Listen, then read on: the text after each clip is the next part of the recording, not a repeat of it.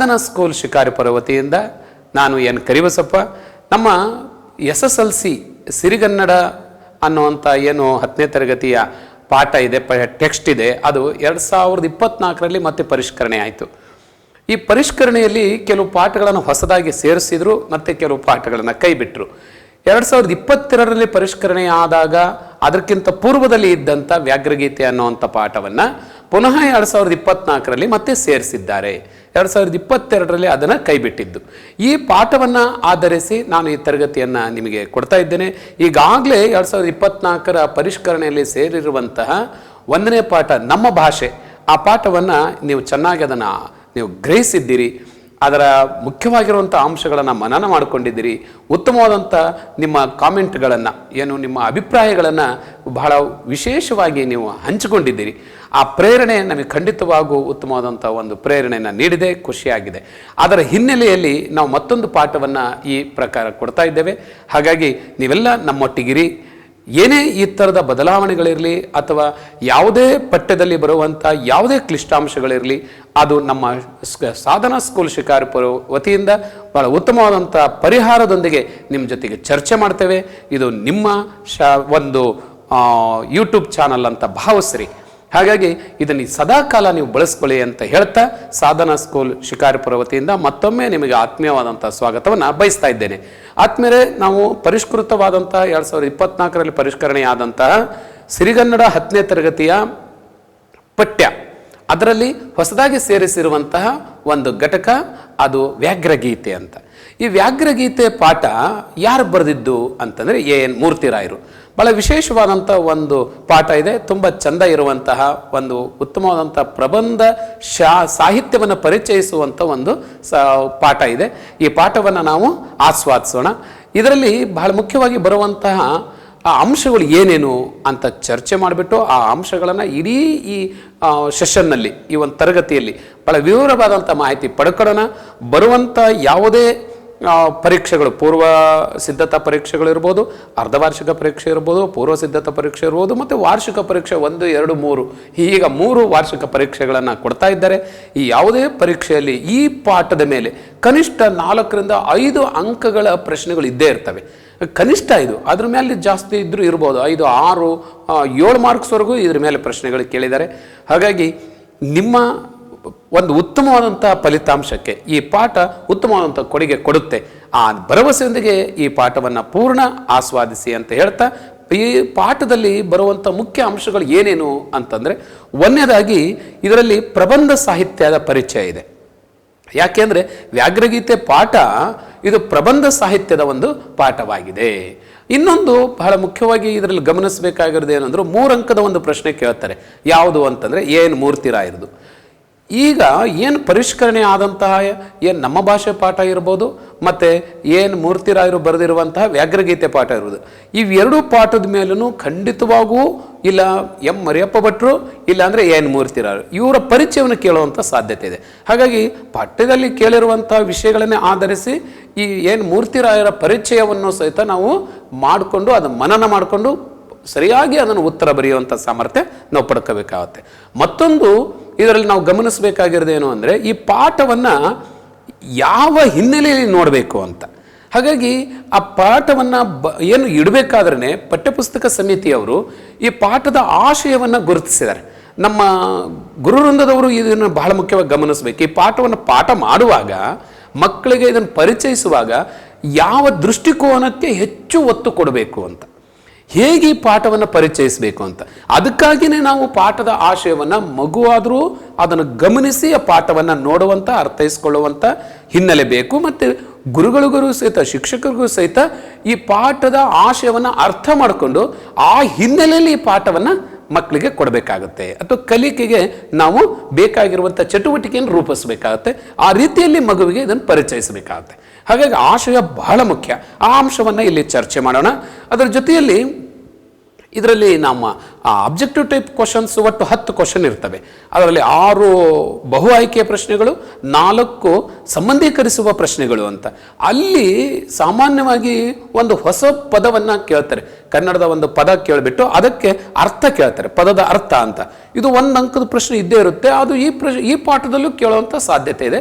ಹಾಗಾಗಿ ಈ ಪಾಠದಲ್ಲಿ ಬಳಕೆಯಾಗಿರುವಂಥ ಹೊಸ ಪದಗಳ ಪರಿಚಯವನ್ನು ಮಕ್ಕಳಿಗೆ ಆಗಬೇಕಾಗುತ್ತೆ. ಮತ್ತು ವ್ಯಾಕರಣಗೀತೆ ಪಾಠವನ್ನು ಅರ್ಥಗ್ರಹಿಕೆ ಹೇಗೆ ಮಾಡ್ಕೋಬೇಕು ಅಂತ ಅದಕ್ಕೆ ಸಂಬಂಧಪಟ್ಟಂಗೆ ಒಂದಿಷ್ಟು ಪ್ಯಾರಾವೈಸ್ ನಾನು ಮುಖ್ಯವಾಗಿ ಇರುವಂಥ ಅಂಶಗಳನ್ನು ಇಲ್ಲಿ ಚರ್ಚೆ ಮಾಡ್ತೀನಿ. ಆ ಹಿನ್ನೆಲೆಯಲ್ಲಿ ಈ ಪಾಠವನ್ನು ಅರ್ಥ ಮಾಡ್ಕೋಬೇಕು. ಮತ್ತು ಆ ಅರ್ಥಗ್ರಹಿಕೆ ಮುಖ್ಯಾಂಶಗಳು ನಮಗೆ ಮನನ ಆದರೆ ಪರೀಕ್ಷೆಯಲ್ಲಿ ಅಥವಾ ಈ ನೋಟ್ಸ್ನಲ್ಲಿ ಅಥವಾ ಪ್ರಶ್ನೆಗೆ ಉತ್ತರಗಳನ್ನು ಹೇಗೆ ಕಲಿಬೇಕು ಅನ್ನೋದಕ್ಕೂ ಸಹಿತ ಇದು ಒಂದು ಉತ್ತಮವಾದಂಥ ಮಾರ್ಗದರ್ಶನ ಆಗುತ್ತೆ. ಮತ್ತು ಕಲಿಕಾ ದೃಢೀಕರಣಕ್ಕೆ ಸಂಬಂಧಪಟ್ಟಂಗೆ ಪಠ್ಯದಲ್ಲಿ ಇರುವಂಥ ಪ್ರಶ್ನೆಗೆ ಉತ್ತರವನ್ನು ಹೇಗೆ ಬರಿಬೇಕು ಅಂತ ಅದ್ರ ಬಗ್ಗೆ ನಮ್ಮ ವಿದ್ಯಾರ್ಥಿಗಳಿಗೆ ಒಂದು ಒಳ್ಳೆಯ ಒಂದು ಮಾಡೆಲ್ ಅಥವಾ ಮಾರ್ಗದರ್ಶನ ಆಗ್ಬೋದು.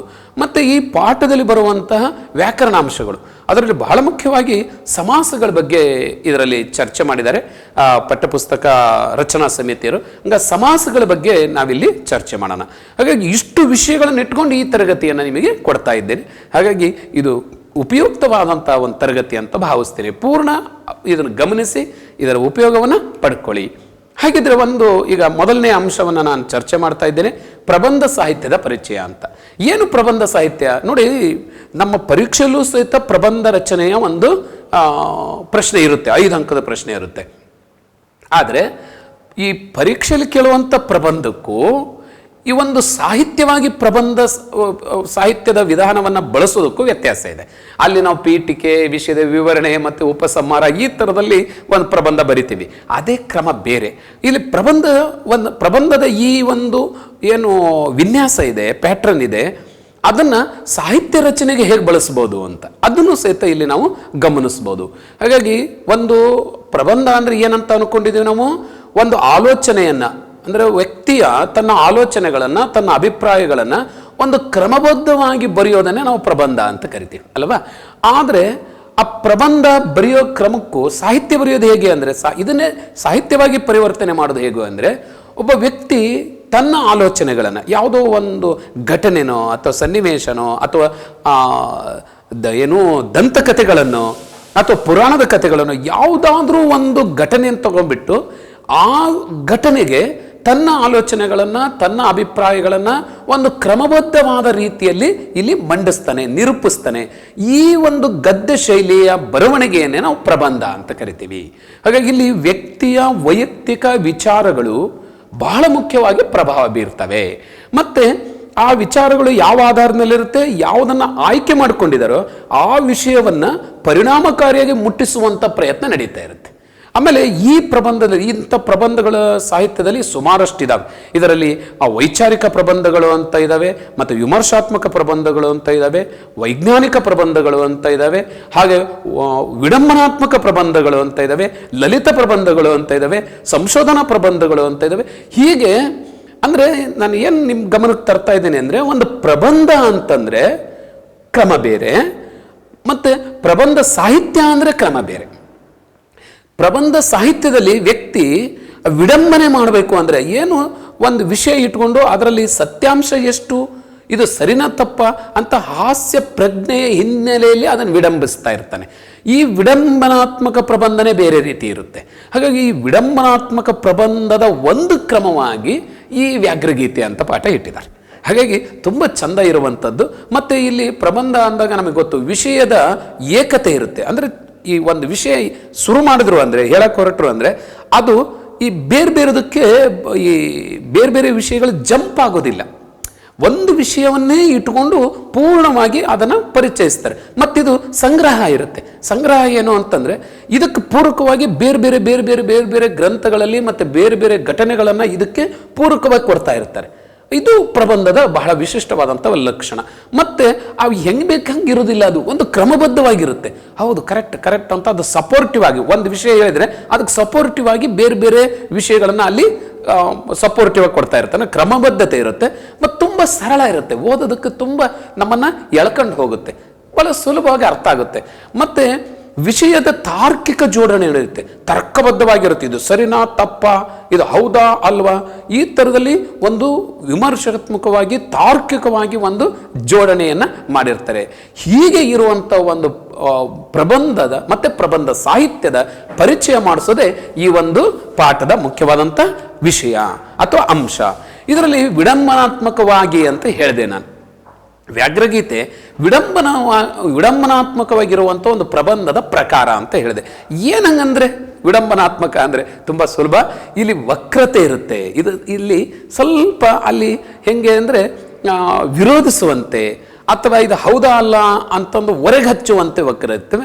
ಮತ್ತು ಅವಗುಣಗಳನ್ನು ಎತ್ತಿ ಹಿಡಿಯುತ್ತಾ ಇರುತ್ತೆ, ಮತ್ತು ಅಪಹಾಸ್ಯವನ್ನು ಮಾಡೋಂಗಿರುತ್ತೆ, ಮತ್ತು ವೈಪರೀತ್ಯಗಳನ್ನು ಎತ್ತಿ ಹಿಡಿಯುತ್ತೆ. ಅಂದರೆ ವಕ್ರತೆ ಮತ್ತು ಅವಗುಣಗಳು ಮತ್ತು ವೈಪರೀತ್ಯ, ಇದು ಸರಿನಾ ತಪ್ಪ ಅಂತ ವಿಪರೀತತೆ ಅಂತ ಕರಿತೀವಿ. ಈ ವೈಪರೀತ್ಯವನ್ನು ಎತ್ತಿ ಹಿಡಿದು ಇದು ಅಪಹಾಸ್ಯಕ್ಕೆ ಈಡು ಮಾಡುವ ಪ್ರಬಂಧದ ಸಾಹಿತ್ಯವಾಗಿದೆ. ಇದನ್ನೇ ನಾವು ವಿಡಂಬನೆ ಅಂತ ಕರಿತೀವಿ. ಇದೊಂದು ಬಹಳ ವಿಶಿಷ್ಟವಾದಂಥ ಒಂದು ಶೈಲಿ. ಇದು ನಮ್ಮ ಮಕ್ಕಳಿಗೆ ಪರಿಚಯ ಆಗಬೇಕು ಅನ್ನೋದೇ ಉದ್ದೇಶ.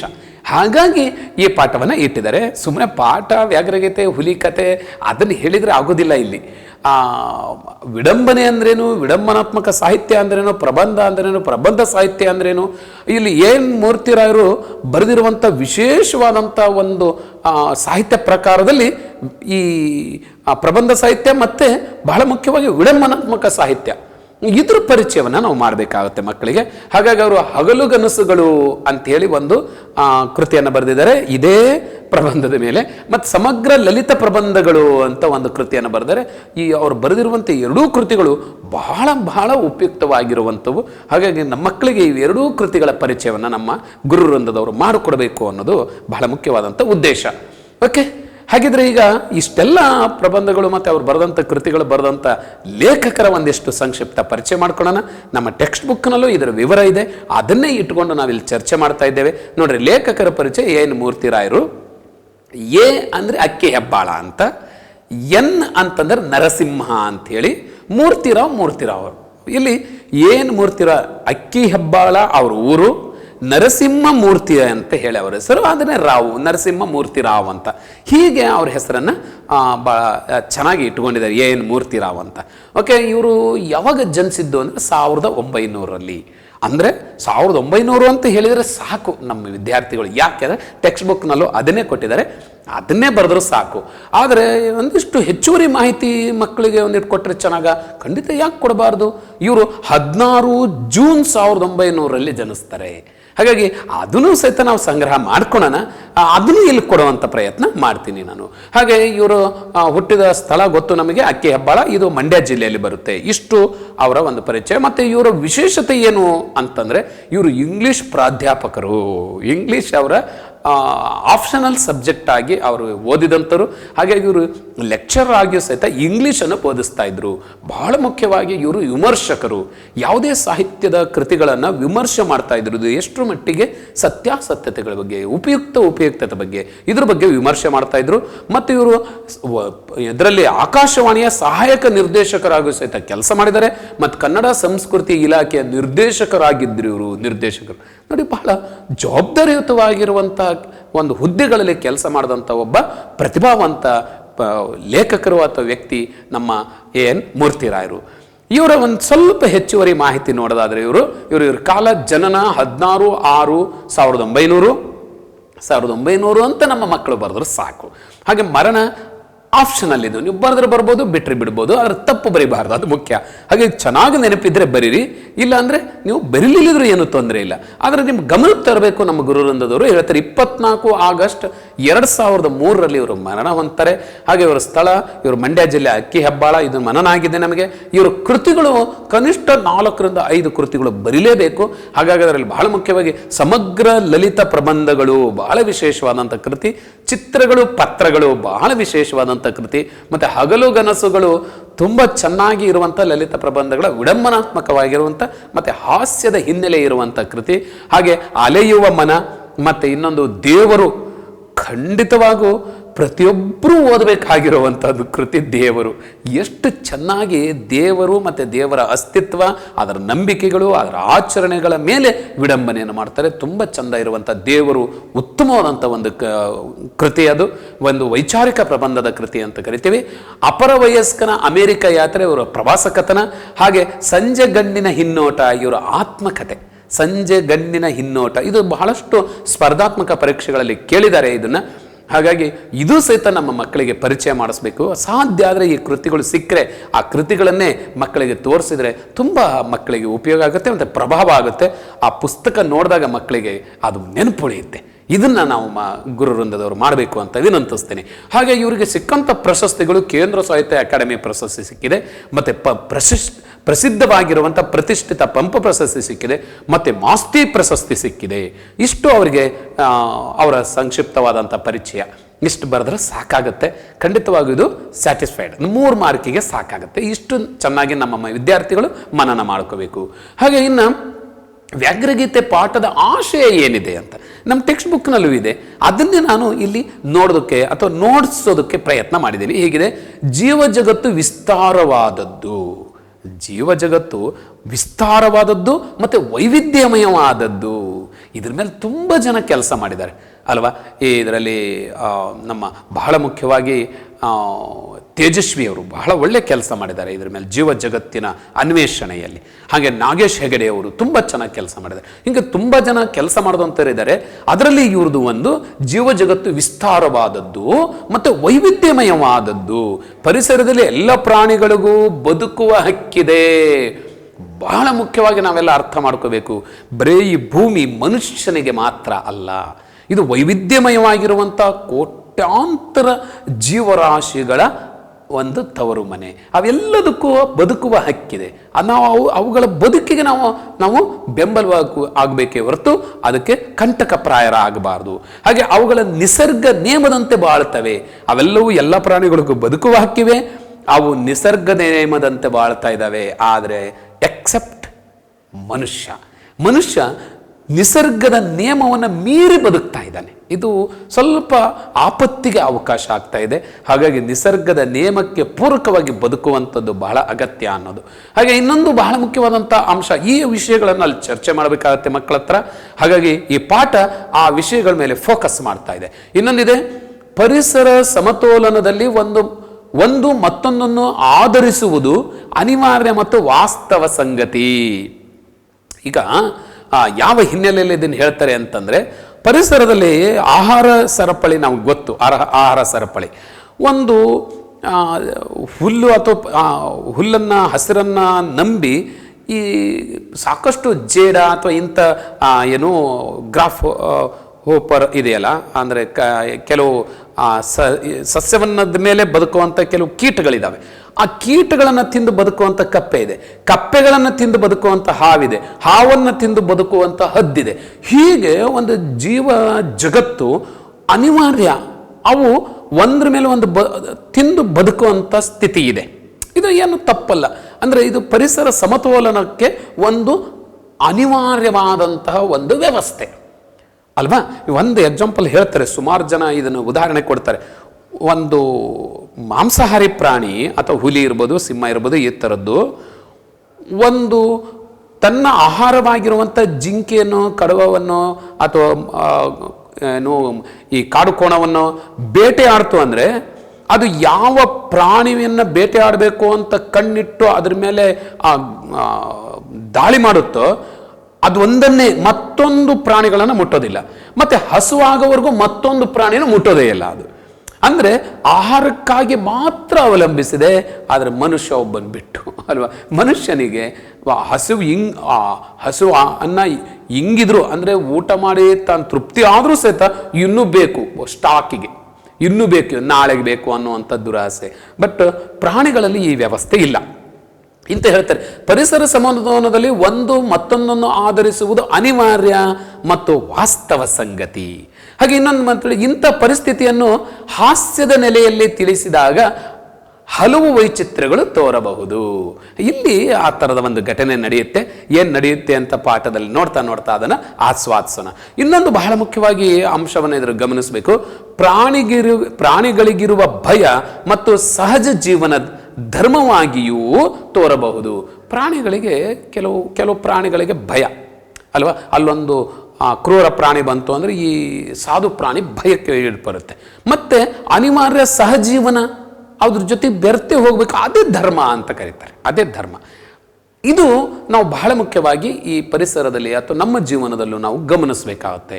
ಮತ್ತೆ ಅದರ ಮರ್ಮವನ್ನರಿತ ವ್ಯಕ್ತಿ ಅದರ ಏನು ಹೊಳವುಗಳನ್ನು ಕಲ್ತಂಥ ವ್ಯಕ್ತಿ ಅಥವಾ ಮಾನವ ಕೌಶಲ್ಯದಿಂದ ಮೇಲ್ಗೈ ಸಾಧಿಸಿರುವ ಬಗ್ಗೆ ವಿಶಿಷ್ಟವಾದದ್ದೆಂದು ಧ್ವನಿತವಾಗಿದೆ. ಇದು ಬಹಳ ಮುಖ್ಯವಾಗಿ ಇಲ್ಲಿ ಗಮನಿಸಬೇಕು. ಇವನಿಗೆ ಎಂತೆಂಥ ಪ್ರಾಣಿಗಳನ್ನು ಪಳಗಿಸ್ಬಿಟ್ಟಿದೆ ನೋಡಿ. ಅಂಥ ಬಲಾಢ್ಯವಾಗಿರುವಂಥ ಆನೆನ ಪಳಗಿಸಿದಾನೆ. ಅಂದರೆ ಹೆಂಗೆ ಗೊತ್ತು ಇವನಿಗೆ ಅಂದರೆ, ಇವನಿಗೆ ಆ ಪ್ರಾಣಿಗಳಿಗೆ ಏನು ಭಯ ಗೊತ್ತು. ಯಾರಿಗೆ ಪ್ರಾಣಿಗಳು ಯಾವುದಕ್ಕೆ ಭಯ ಬೀಳ್ತವೆ ಅಂತ ಅದರ ಒಂದು ಕ್ಲೂವನ್ನು, ಒಂದು ಮೂಲವನ್ನು ಹಿಡ್ಕೊಂಡು ಅದನ್ನು ಪಳಗಿಸಿ ತನ್ನ ಉಪಯೋಗಕ್ಕೆ ಪಡ್ಕೊಳುವಂಥ ಜೀವಿ, ಬುದ್ಧಿವಂತ ಜೀವಿ, ಚಾಣಾಕ್ಷ ಜೀವಿ ಮನುಷ್ಯ ಅಲ್ವಾ. ಹೀಗೆ ಇಡೀ ಪರಿಸರದಲ್ಲಿ ಅಥವಾ ಇಡೀ ನಮ್ಮ ಭೂಮಿಯ ವ್ಯವಸ್ಥೆಯಲ್ಲಿ ಮೇಲುಗೈ ಸಾಧಿಸಿದಾನೆ ಮನುಷ್ಯ. ಈ ಥರ ಮೇಲುಗೈ ಸಾಧಿಸಿರುವಂಥ ಮತ್ತೊಂದು ಜೀವಿ ಈ ಭೂಮಿ ಮೇಲಿಲ್ಲ. ಹಾಗಾಗಿ ವ್ಯಾಘ್ರಗೀತೆ ಅನ್ನುವಂಥ ಪಾಠ ಈ ವಿಷಯಗಳ ಮೇಲೆ ಸ್ವಲ್ಪ ಬೆಳಕನ್ನು ಚೆಲ್ಲಬೇಕಾಗುತ್ತೆ. ಈಗ ಹೊಸ ಪದಗಳ ಪರಿಚಯವನ್ನು ಮಾಡ್ಕೊಳ್ಳೋಣ. ಹೊಸ ಪದಗಳಲ್ಲಿ ಅಪ್ರತಿಮ ಅಂತ ಇದೆ. ಏನು ಅಪ್ರತಿಮ ಅಂದರೆ, ಪ್ರತಿಮಾ ಅಥವಾ ಪ್ರತಿಮೆ ಅಂದರೆ ಇನ್ನೊಂದು ಅಂತ ಅರ್ಥ, ತನ್ನಂತೆ ಇರುವ ಇನ್ನೊಂದು ಅಂತ, ಹೋಲಿಕೆ ಅಂತ ಅರ್ಥ. ಹೋಲಿಕೆಗೆ ಪ್ರತಿಮೆ ಅಂತ ಕರಿತೀವಿ.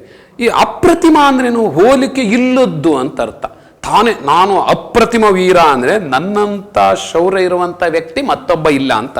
ಹೋಲಿಕೆ ಇಲ್ಲದ ಅಮೂರ್ತ ಅಂತ ಅರ್ಥ. ಹೋಲಿಕೆ ಇದ್ಬಿಟ್ರೆ ಇನ್ನೊಂದು ಕಾಣ್ತಾ ಇದೆ ಅಂತ, ಅಮೂರ್ತವಾದದ್ದು. ಇದನ್ನು ಅಪ್ರತಿಮ ಅಂತ ಕರೀತಾರೆ. ಹಾಗೆ ಇನ್ನೊಂದು ಕಿರ್ದಿ ಅಂತ. ಏನು ಕಿರ್ದಿ ಅಂದರೆ, ಕಿರ್ದಿ ಅಂತಂದರೆ ನಮ್ಮ ಹಳೆ ಆಡಳಿತ ವ್ಯವಸ್ಥೆಯಲ್ಲಿ ಏನು ಗ್ರಾಮ ಸೇವಕರು ಅಂತ ಈಗೇನು ಕರಿತೀವಿ ಅಂದರೆ, ಈಗ ವಿಲೇಜ್ ಅಕೌಂಟೆಂಟ್ ಅಂತ, ಗ್ರಾಮಾಧಿಕಾರಿ, ಲೆಕ್ಕಾಧಿಕಾರಿ ಅಂತ ಏನು ಕರಿತೀವಿ, ಹಿಂದೆ ಇವರನ್ನು ಶಾನುಭೋಗರು ಅಂತ ಕರಿತಾ ಇದ್ರು. ಇಡೀ ಗ್ರಾಮದ ಜಮೀನಿನ ಕಂದಾಯದ ವ್ಯವಸ್ಥೆಯನ್ನು, ಕಂದಾಯನ ವಸೂಲಿ ಮಾಡ್ತಾರೆ, ಅದನ್ನು ತಗೊಂಡೋಗಿ ಖಜಾನೆಗೆ ಕಟ್ತಾರಲ್ಲ, ಅದರ ಲೆಕ್ಕಾಚಾರವನ್ನು, ರೈತರ ಹತ್ರ ಕಂದಾಯ ವಸೂಲಿ ಮಾಡೋದು, ಅದನ್ನೆಲ್ಲವನ್ನು ಒಟ್ಟುಗೂಡಿಸಿ ಒಂದು ತಿಂಗಳಿಗೆ ಅದನ್ನು ತಗೊಂಡೋಗಿ ಮತ್ತೆ ಸರ್ಕಾರದ ಖಜಾನೆಗೆ ಜಮಾ ಮಾಡೋದು. ಈ ಲೆಕ್ಕಾಚಾರವನ್ನು ಬರೆದಿಡುವ ಪುಸ್ತಕಕ್ಕೆ ಕಿರ್ದಿ ಪುಸ್ತಕ ಅಂತ ಕರಿತೀರಿ. ಕಿರ್ದಿ ಅಂತ ಲೆಕ್ಕಾಚಾರ, ಕಂದಾಯದ ವಿವರವನ್ನು ಒಳಗೊಂಡಂಥ ಪುಸ್ತಕ. ಈಗಿಲ್ಲ ಅದು ಕಿರ್ದಿ ಪುಸ್ತಕ ಅಂತ. ಬಟ್ ಹಿಂದೆ ಇದು ಆಡಳಿತ ವ್ಯವಸ್ಥೆಯಲ್ಲಿ ತುಂಬ ಪ್ರಮುಖವಾಗಿರುವಂಥ ಒಂದು ದಾಖಲೆ ಆಗಿತ್ತು. ಇದು ಶಾನುಭೋಗರ ಹತ್ರ ಇರ್ತಾ ಇತ್ತು. ಇನ್ನೊಂದು ದಿಗ್ಭ್ರಮೆಗೊಂಡ, ದಿಗ್ಭ್ರಮೆ ಅಂದರೆ ದಿಕ್ಕು ತೋಚದಾಗು, ಏನು ಗೊತ್ತಾಗದಂತಾಗು, ಇದನ್ನು ದಿಗ್ಭ್ರಮೆಗೊಳ್ಳುವುದು ಅಂತ ಕರಿತೀವಿ. ಇನ್ನೊಂದು ಗಂಧ ಅಂದ್ರೇನು, ವಾಸನೆ ಅಂತ ಅರ್ಥ. ಸುವಾಸನೆ ಅನ್ನೋದಕ್ಕೆ ಶ್ರೀಗಂಧ ಅಂತ ಕರೀತಾರೆ. ಶ್ರೀ ಅಂತ ಒಳ್ಳೆಯದು ಅಂತ ಅರ್ಥ, ಗಂಧ ಅಂದರೆ ವಾಸನೆ ಅಂತ ಅರ್ಥ. ಇದು ಗೊತ್ತಿರಬೇಕು. ನೆಕ್ಸ್ಟು ಗ್ರಹಣೇಂದ್ರಿಯ. ಗ್ರಹಣ ಅಂತಂದರೆ ಗ್ರಹಿಸು ಅಂತ ಅರ್ಥ. ಗ್ರಹಿಸು. ಗ್ರಹಣೇಂದ್ರಿಯ ಅಂದರೆ ಮೂಗಿನ ಮೂಲಕ ಗ್ರಹಿಸುವಂಥದ್ದು ಅಂದರೆ ಮೂಗು ಅಂತ ಅರ್ಥ. ಇದು ಗ್ರಹಣೇಂದ್ರಿಯಕ್ಕೆ ಇರುವಂಥ ಒಂದು ಹೆಸರು. ಗ್ರಹಣೇಂದ್ರಿಯ, ಇದು ಮೂಗು. ಇನ್ನೊಂದು ಇಂದ್ರಿಯ ಅಂದರೆ ಜ್ಞಾನವನ್ನು ಪಡೆಯುವಂಥ ಒಂದು ಭಾಗ ಅಂತ ಅರ್ಥ. ಇನ್ನೊಂದು ಜಡ ವಸ್ತುಗಳು ಅಂತ ಕೇಳಿದೀವಿ ನಾವು. ಜಡ ಅಂದರೆ ಚಟುವಟಿಕೆ ಇಲ್ಲದ, ಮಂದವಾದ ಅಂತ ಅರ್ಥ ಜಡ. ಇನ್ನೊಂದು ತೋಟ. ಈ ತೋಟ ಅಂತಂದ್ರೆ ಅರ್ಥ, ಬಂದೂಕಿನ ಗುಂಡು ಹಾಕ್ತಾರಲ್ಲ, ಗುಂಡು ಹಾಕಿ ಅದಕ್ಕೆ ಮಸಿ ಹಾಕಿ ಅದನ್ನು ಚೆನ್ನಾಗಿ ಒಳಗಡೆ ಸೇರಿಸ್ಬಿಟ್ಟು ಆಮೇಲೆ ತೋಟವನ್ನು ಹಾರಿಸ್ತಾರೆ. ಇದು ತೋಟ ಅಂದರೆ ಕೈ ಬಂದೂಕುಗಳು ಅಂತಂದು ಕರೀತಾರೆ ಇದಕ್ಕೆ. ಇದು ಹಳ್ಳಿಗಾಡಿನಲ್ಲಿ ಇದನ್ನು ಸುಮಾರಷ್ಟು ಬಳಕೆ ಮಾಡ್ತಾರೆ, ಬೇಟೆಗೆಲ್ಲ ಇದನ್ನು ಬಳಕೆ ಮಾಡ್ತಾರೆ. ಹಾಗಾಗಿ ಇದಕ್ಕೆ ತೋಟ ಅಂತ ಕರೀತಾರೆ. ಇನ್ನು ಅದು ಬಂದೂಕು ಅಂತ ಅನ್ಕೊಳ್ಳಿ, ಅಥವಾ ಬಂದೂಕಿನಲ್ಲಿರುವಂಥ ಗುಂಡು ಅಂತ ಅನ್ಕೊಳ್ಳಿ. ಇನ್ನು ಪಂಚೇಂದ್ರಿಯ. ಇಂದ್ರಿಯ ಅಂದರೆ ಗೊತ್ತಾಯಿತು, ಜ್ಞಾನವನ್ನು ನಮ್ಮ ಮೆದುಳಿಗೆ ಪರಿಚಯಿಸುವಂತಹ ಇಂದ್ರಿಯಗಳು, ಭಾಗಗಳು. ಇವಕ್ಕೆ ಜ್ಞಾನೇಂದ್ರಿಯಗಳು. ಇವು 5 ಇದ್ದಾವೆ. ಇವಾಗ ಪಂಚ ಇಂದ್ರಿಯಗಳು ಅಂತ ಕರಿತೀವಿ. ಒಂದು ಕಣ್ಣು, ಇದು ಜ್ಞಾನವನ್ನು ನೋಡುವ ಮೂಲಕ ವಸ್ತುವಿನ ಚಿತ್ರಣವನ್ನು ನಮ್ಮ ಮೆದುಳಿಗೆ ತಲುಪಿಸುತ್ತೆ. ಇನ್ನೊಂದು ಕಿವಿ ಶಬ್ದವನ್ನು ಕೇಳಿಸಿ ನಮ್ಮ ಮೆದುಳಿಗೆ ತಲುಪಿಸುತ್ತೆ. ಇನ್ನೊಂದು ಮೂಗು ಅದರ ವಾಸನೆಯನ್ನು ನಮ್ಮ ಮೂಗಿನ ಮೂಲಕನೇ ಗ್ರಹಿಸೋದು. ಬೇರೆ ಯಾವ ಭಾಗದಲ್ಲೂ ವಾಸನೆ ಗೊತ್ತಾಗೋದಿಲ್ಲ ಎಕ್ಸೆಪ್ಟ್ ಮೂಗು. ಇನ್ನೊಂದಿದೆ ನಾಲಿಗೆ, ರುಚಿಯನ್ನು, ಯಾವ ರುಚಿ ಇದೆ, ಸಿಹಿ ಇದೆಯೋ, ಕಹಿ ಇದೆಯೋ, ಉಪ್ಪಿದೆಯೋ, ಹುಳಿ ಇದೆಯೋ, ಹಿಂಗೆ 6 ರುಚಿಗಳನ್ನು, ರುಚಿಗಳನ್ನು ಅದು ಪರಿಚಯಿಸುವಂಥ ಕೆಲಸವನ್ನು ಮಾಡುತ್ತೆ ನಾಲಿಗೆ. ಮತ್ತೊಂದು ಚರ್ಮ, ಸ್ಪರ್ಶ ಜ್ಞಾನವನ್ನು ಒದಗಿಸುತ್ತೆ. ಹಾಗಾಗಿ ಇಂಥ ಜ್ಞಾನವನ್ನು ಒದಗಿಸುವಂಥ 5 ಇಂದ್ರಿಯಗಳು ಇದ್ದಾವೆ. ಇವನ್ನ ಪಂಚೇಂದ್ರಿಯಗಳು ಅಂತ ಕರಿತೀವಿ. ಇನ್ನೊಂದು ಪಂಜ ಅಂದರೆ ಈ ಹುಲಿಯ ಮುಂಗಾಲಿನ ಅಂಗೈ ಅಂತ ಏನು ಕರಿತೀವಿ ಅದನ್ನು ಪಂಜ ಅಂತ ಕರೀತಾರೆ. ಇಡೀ ಹುಲಿಯ ಅಗಾಧವಾದಂಥ ಶಕ್ತಿ ಈ ಪಂಜಾದಲ್ಲಿರುತ್ತೆ. ಒಂದು ಸರಿ ಪಂಜಾದಲ್ಲಿ ಹಿಂಗೆ ಎಳಿತು ಅಂತಂದರೆ ಏನೂ ಇರೋದಿಲ್ಲ ಅಲ್ಲಿ. ಅಕಸ್ಮಾತ್ ಯಾವುದಾರ ಒಂದು ಪ್ರಾಣಿಗ ಏನು ಹಿಂಗೆ ಹಾಕಿ ಎಳಿತು ಅಂತಂದರೆ ಅಷ್ಟು ಭಾಗ ಕಿತ್ಕೊಂಬಂದ್ಬಿಡುತ್ತೆ. ಅಂಥ ಅಗಾಧವಾದಂಥ ಶಕ್ತಿ ಪಂಜಾಗಿರುತ್ತೆ. ಪಂಜ ಅಂತಾರೆ ಹುಲಿಯ ಅಂಗಾಲು, ಅದರಲ್ಲೂ ಮುಂಗಾಲಿನ ಅಂಗಾಲು ಅಂತ ಕರಿತೀವಿ. ಹಾಗೆ ಇನ್ನೊಂದು ಲಾಂಛನ ಗೊತ್ತು ನಮಗೆ, ಈಗ ರಾಷ್ಟ್ರೀಯ ಲಾಂಛನಗಳು ಅಂತ ಕರಿತೀವಿ. ಗುರುತುಗಳು, ಚಿಹ್ನೆಗಳು ಅಂತ ಅರ್ಥ. ಹೀಗೆ ಹೊಸ ಪದಗಳು ಇಲ್ಲಿ ಪರಿಚಯ. ಕೆಲವು ಗೊತ್ತಿರೋ ಪದಗಳಿದ್ದಾವೆ, ಕೆಲವು ಗೊತ್ತಿಲ್ಲದೆ ಇರುವಂಥ ಪದಗಳಿದ್ದಾವೆ. ನಮ್ಮ ಈ ವ್ಯಾಘ್ರಗೀತೆ ಪಾಠಕ್ಕೆ ಈ ಪದಗಳು ಹೇಗೆ ಪೂರಕವಾಗಿದ್ದಾವೆ ಅಂತ ಗಮನಿಸಿದ್ವಿ. ಓಕೆ, ಈಗ ಇನ್ನೊಂದು ಬಹಳ ವಿಶೇಷವಾದಂಥ ಅಂಶ ಏನು ಅಂತಂದರೆ, ಈ ಪಾಠದಲ್ಲಿ ಕೆಲವು ಈ ವಿಶಿಷ್ಟ ಪದಗಳು ಬಳಕೆಯಾಗಿದ್ದಾವೆ. ಇದನ್ನು ಇಂಥ ಪದಗಳಿಗೆ ನಾವು ಕೆಲವು ಟಿಪ್ಪಣಿಗಳು ಬೇಕಾಗತ್ತೆ, ಇಲ್ಲಾಂದರೆ ಗೊತ್ತಾಗೋದೇ ಇಲ್ಲ. ಈಗ ಉದಾಹರಣೆಗೆ ಒಂದು ಪದ ಬಳಕೆಯಾಗಿದೆ ಅಲ್ಲಿ, ಭಗವದ್ಗೀತೆ ಅಂತ ಬಳಕೆ. ಏನು ಭಗವದ್ಗೀತೆ? ಭಗವಂತನು ಹೇಳಿದಂತಹ ಜೀವನದ ಮೌಲ್ಯದ ಗೀತೆಗಳಿಗೆ ಭಗವದ್ಗೀತೆ ಅಂತ ಹೆಸರಿಟ್ಟಿದ್ದಾರೆ. ಅದೊಂದು ಗ್ರಂಥ. ಈ ಗ್ರಂಥವನ್ನು ಮಹರ್ಷಿ ವೇದವ್ಯಾಸರು ಅವರು ಮಹಾಭಾರತದಲ್ಲಿ ಯುದ್ಧದ ಸಂದರ್ಭದಲ್ಲಿ ಶ್ರೀಕೃಷ್ಣ ಅರ್ಜುನನಿಗೆ ಬೋಧನೆ ಮಾಡಿದಂತಹ ಒಂದು ವಿಷಯಗಳನ್ನು ಮಹರ್ಷಿ ವೇದವ್ಯಾಸರು ಗ್ರಹಿಸಿ ಅದನ್ನು ಬರೆದಿಟ್ಟಿದ್ದಾರೆ ಅಂತ ಹೇಳ್ತಾರೆ. ಇದೊಂದು ಗ್ರಂಥ ಭಗವದ್ಗೀತೆ ಅಂತ. ಇದರಲ್ಲಿ ಯಾವುದರಲ್ಲಿ ಬರೋದಿದು?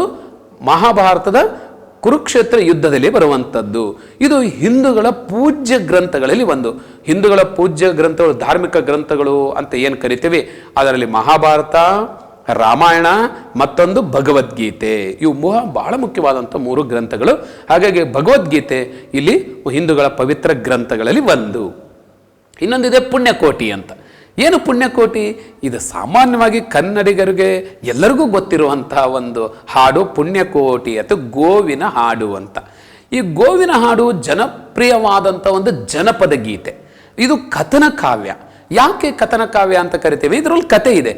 ಕತೆ ಏನಿದೆ ಅಂದರೆ, ಒಬ್ಬ ದನ ಕಾಯುವಂಥವನು ತಾನು ತನ್ನ ಈ ಗೋವುಗಳನ್ನೆಲ್ಲ ಕಾಯ್ತಾ ಇರಬೇಕಾದ್ರೆ ಅದರಲ್ಲಿ ಒಂದು ಗೋವು ಹುಲಿಗೆ ಭೇಟಿ ಆಗ್ಬಿಡುತ್ತೆ. ಅಂದರೆ ಹುಲಿ ಆ ಗೋವನ್ನು ತಿನ್ನಬೇಕು ಅಂತ ಬರುತ್ತೆ. ಹುಲಿ ಮತ್ತು ಗೋವುಗಳ ಇಬ್ಬರು ಮಾತಾಡ್ತಾರೆ. ಈ ಮಾತುಕತೆಯಲ್ಲಿ ಈ ಗೋವು ಸತ್ಯವನ್ನು ನುಡಿದು ತನ್ನ ಮನೆಗೆ ಹೋಗಿ ತನ್ನ ಮರಿಗೆ ಹಾಲು ಉಣಿಸಿ ಆ ಮರಿಯನ್ನು ಬೇರೆ ಆಕಳುಗಳಿಗೆ ಜವಾಬ್ದಾರಿ ಕೊಟ್ಟು ಮತ್ತೆ ಪುನಃ ವಾಪಸ್ ಬಂದು ಹುಲಿಗೆ ಆಹಾರವಾಗ್ತೀನಿ ಅಂತ ಹೇಳುತ್ತೆ.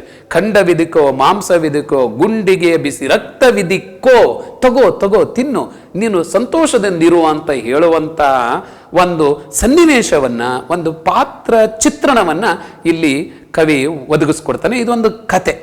ಈ ಕತೆ ಕಾವ್ಯಮಯವಾಗಿ ಅಂದರೆ ಗೀತೆಯ ರೂಪದಲ್ಲಿ ಹಾಡಿರೋದ್ರಿಂದ ಇದನ್ನು ಕಥನ ಕಾವ್ಯ ಅಂತ ಕರೀತಾರೆ. ಇದು ಬಹಳ ವಿಶೇಷವಾದಂಥ ಒಂದು ಗೋವಿನ ಕತೆ.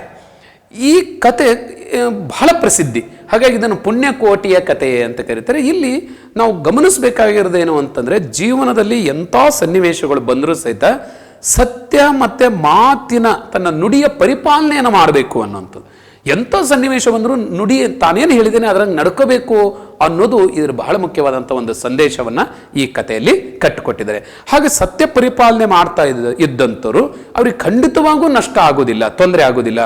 ಅಂಥ ಕ್ರೂರ ಪ್ರಾಣಿಯಾದಂಥ ಹುಲಿನೂ ಸಹಿತ ಈ ಆಕಳು, ಸಾಧು ಪ್ರಾಣಿಯಾದಂತಹ ಆಕಳಿನ ಒಂದು ಸತ್ಯ ಪರಿಪಾಲನೆಗೆ ಮೆಚ್ಚಿ ತಾನೇ ತನ್ನ ಜೀವವನ್ನು ಕಳ್ಕೊಳ್ಳುತ್ತೆ ಅನ್ನುವಂಥ ಒಂದು ಕತೆ ಇಲ್ಲಿ ಕಟ್ಟಿಕೊಟ್ಟಿದ್ದಾರೆ. ಹಾಗಾಗಿ ಇದು ಇಡೀ ಸಮಾಜಕ್ಕೆ ಒಂದು ಆದರ್ಶವಾದಂಥ ಕಥೆ ಆಗುತ್ತೆ. ಹಾಗೆ ಪುಣ್ಯಕೋಟಿಯ ಕಥೆ ಭಾಳ ವಿಶೇಷವಾದದ್ದು. ಈ ಪದ ಅಲ್ಲಿ ಬಳಕೆ ಆಗಿದೆ. ಇಡೀ ವ್ಯಾಘ್ರ ಗೀತೆಯಲ್ಲಿ ಬಹಳ ಪ್ರಮುಖವಾದಂಥ ಒಂದು ಸನ್ನಿವೇಶ ಇದು. ವ್ಯಾಘ್ರ ಗೀತೆಯಲ್ಲಿ ಇದು ಪುಣ್ಯಕೋಟಿದು. ಇನ್ನೊಂದಿದೆ ಕುಲಾಲ ಚಕ್ರ ಅಂತ. ಈ ಕುಲಾಲ್ ಚಕ್ರ ಅಂದ್ರೆ ಏನು ಅಂತಂದ್ರೆ, ಈ ಮಡಿಕೆ ಮಾಡುವಾಗ ಈ ಯಾರು ಕುಂಬಾರರು ಬಳಸುವಂಥ ಒಂದು ಸಾಧನ ಅಥವಾ ಒಂದು ಚಕ್ರ. ಈಗ ಈ ಮಡಿಕೆ ಸಾಮಾನ್ಯವಾಗಿ ದುಂಡಗಿರುತ್ತೆ ಅಲ್ವಾ? ಆ ಮಣ್ಣಿನ ಒಂದು ಹದ ಮಾಡಿದಂಥ ಮಣ್ಣನ್ನು ಇಟ್ಬಿಟ್ಟು ಅದನ್ನು ಈ ಚಕ್ರವನ್ನು ಚೆನ್ನಾಗಿ ಜೋರಾಗಿ ತಿರುಗಿಸ್ಬಿಟ್ಟು, ಚಕ್ರ ತಿರುಗುವಾಗ ಆ ಮಡಿಕೆಯಲ್ಲಿ ಮಾಡೋದಕ್ಕೆ ಇಟ್ಟಂಥ ಮಣ್ಣು ಸಹಿತ ಜೋರಾಗಿ ರೊಟೇಟ್ ಆಗ್ತಾ ಇರುತ್ತೆ, ತಿರುಗ್ತಾ ಇರುತ್ತೆ. ಆವಾಗ ಇವರು ಅದಕ್ಕೆ ಹೆಂಗೆ ಬೇಕೋ ಹಂಗೆ ಶೇಪನ್ನು, ಒಂದು ಆಕಾರವನ್ನು ಕೊಡ್ತಾರೆ. ಹಿಂಗೆ ಆಕಾರ ಕೊಡೋದಕ್ಕೆ ಈ ಏನು ಚಕ್ರ ಬಹಳ ಸಹಾಯ ಮಾಡುತ್ತೆ. ಇದನ್ನು ಕುಲಾಲ ಚಕ್ರ ಅಂತ ಕರೀತಾರೆ. ನಿರಂತರವಾಗಿ ತಿರುಗುವಂಥದ್ದು ಅಂತ ಅರ್ಥ ಅಷ್ಟೇ. ಇಲ್ಲಿ ಕುಲಾಲ ಚಕ್ರವಾಗಿ ಇಲ್ಲೇನು ಶಾನುಭೋಗರು ಆ ಹುಲಿಗೆ ತನ್ನ ಮುಖದರ್ಶನ ಆಗದಂತೆ ತಿರುಗ್ತಾ ಇರ್ತಾನೆ, ಅದು ಕುಲಾಲ್ ಚಕ್ರ ತರ ತಿರುಗ್ತಾ ಇದ್ರು ಅನ್ನೋದಕ್ಕೆ ಈ ಕುಲಾಲ್ ಚಕ್ರ ಅಂತ ಬಳಕೆ ಮಾಡ್ತಾರೆ. ತುಂಬಾ ಚೆನ್ನಾಗಿದೆ, ಪಾಠದಲ್ಲಿ ಇವೆಲ್ಲ ಗಮನಿಸ್ಬೋದು ನಾವು. ಇನ್ನೊಂದಿದೆ ಹರದಾರಿ ಅಂತ.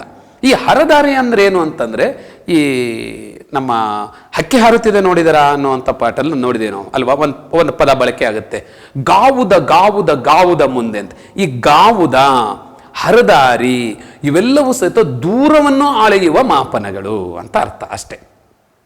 ಒಂದು ಗಾವುದ ಅಂದ್ರೆ ದೂರವನ್ನ 3 ಮೈಲಿ ಅಂತ ಕರಿತೇವಲ್ಲ ನಾವು. ಈಗ ಮೈಲಿನೂ ಹೋಗಿದೆ, ಕಿಲೋಮೀಟರ್ ಅಂತ ಕರಿತೇವೆ ನಾವು. ಈ ಕಿಲೋಮೀಟ್ರು ಇದೆಯಲ್ಲ, ಕಿಲೋಮೀಟ್ರು ಈಗಿನ ಕಾಲದ ಒಂದು ದೂರದ ಮಾಪನ. ಜಸ್ಟ್ ಒಂದು 50-100 ವರ್ಷದ ಹಿಂದೆ ಕಿಲೋಮೀಟರ್ ಅಂತ ಬಳಸ್ತಿರ್ಲಿಲ್ಲ, ಮೈಲಿ ಅಂತ ಬಳಸ್ತಾ ಇದ್ರು. ಒಂದು 500 ವರ್ಷದ ಹಿಂದೆ ಇದಕ್ಕೆ ಗಾವುದ, ಹರದಾರಿ ಅಂತ ಈ ತರ ಬಳಕೆ ಮಾಡ್ತಾ ಇದ್ರು. ಹೀಗೆ ಹರದಾರಿ ಅನ್ನೋದು ಇವತ್ತಿನ 3 ಮೈಲಿ ದೂರವನ್ನು ಒಂದು ಹರದಾರಿ ಅಂತ ಕರೀತಾರೆ ಅಷ್ಟೇ. ಇಷ್ಟು ನಮಗೆ ಲೆಕ್ಕಾಚಾರ ಇರಲಿ. ಇನ್ನೊಂದು ಮಸಿ ಕಾಣಿಕೆ ಅಂತ. ಮಸಿ ಎಲ್ಲಿ ಬಳಸ್ತೀವಿ ನಾವು? ಈಗ ಮಸಿನೂ ಬಳಸೋದು ಬಹಳ ಕಡಿಮೆ ಬಿಡ್ರಿ. ಯಾಕೆಂದ್ರೆ ಈಗೆಲ್ಲ ಬಾಲ್ ಪೆನ್ ಬಂದಿರೋದ್ರಿಂದ ಅಲ್ಲಿ ಮಸಿ ಹಾಕುವಂತಹ ಪರಿಚಯನ ನಮ್ಮ ವಿದ್ಯಾರ್ಥಿಗಳಿಗಿಲ್ಲ. ಹಾಗಾಗಿ ನಮ್ಮ ಗುರುವೃಂದದವರು ಅಥವಾ ಶಿಕ್ಷಕರು ಏನು ಮಾಡಬೇಕು ಅಂದರೆ, ಮಸಿ ಅಂದ್ರೆ ಏನು ಅಂತ ತೋರಿಸ್ಬೇಕು ಅವ್ರಿಗೆ ಬಹಳ ಮುಖ್ಯವಾಗಿ. ಎಲ್ಲಿ ಈಗ ಮಸಿ ಪೆನ್ಗಳು, ಕೆಲವು ಪೆನ್ಗಳಿದ್ದಾವೆ, ಅದನ್ನು ತಗೊಂಡು ಬ್ರೈಲ್ ಇಂಕ್ಗಳಿದ್ದಾವೆ, ಬ್ರೈಲ್ ಇಂಕನ್ನು ತಗೊಂಡು ಹಾಕಿ ತೋರಿಸ್ಬೋದು. ಬಹಳ ಈಸಿ ಅಂತಂದರೆ ಮಾರ್ಕರ್ ಪೆನ್ನನ್ನು ನೋಡ್ತೀವಿ ನಾವು. ಮಾರ್ಕರ್ ಪೆನ್ ವೈಟ್ ಬೋರ್ಡ್ನಲ್ಲಿ ಬರೆಯೋದು, ಅದಕ್ಕೂ ಮಸಿ ಹಾಕ್ತೀವಿ ಅಲ್ವಾ. ಈ ಥರದ್ದು ಪೆನ್ನಾದರೂ ತೋರಿಸಿ ಮಸಿ ಅಂದ್ರೆ ಏನು ಅಂತ ತೋರಿಸ್ಬೇಕು. ಅಂದರೆ ಪೆನ್ನನ್ನು ಬರೆಯೋದಕ್ಕೆ, ಅವಾಗೆಲ್ಲ ಮುಳ್ಳು ಪೆನ್ಗಳಿದ್ವು, ಪೆನ್ನನ್ನು ಬರೆಯೋದಕ್ಕೆ ಹಾಕುವಂಥ ಒಂದು ವಸ್ತು, ದ್ರವ ವಸ್ತು, ಅದನ್ನೇ ನಾವು ಮಸಿ ಅಂತ ಕರೀತಾರೆ. ಇದು ಅಷ್ಟು ಸುಲಭಕ್ಕೆ ಇದು ಮಾಸ್ ಹೋಗ್ತಿರ್ಲಿಲ್ಲ. ಆದ್ರೆ ಮಸಿ ಅನ್ನೋದು ಗೊತ್ತಾಯ್ತು. ಈಗ ಕಾಣಿಕೆ ಅಂದ್ರೇನು? ಅದಕ್ಕೆ ಸಂದಾಯವಾಗುವಂಥ ಒಂದಿಷ್ಟು ಹಣ.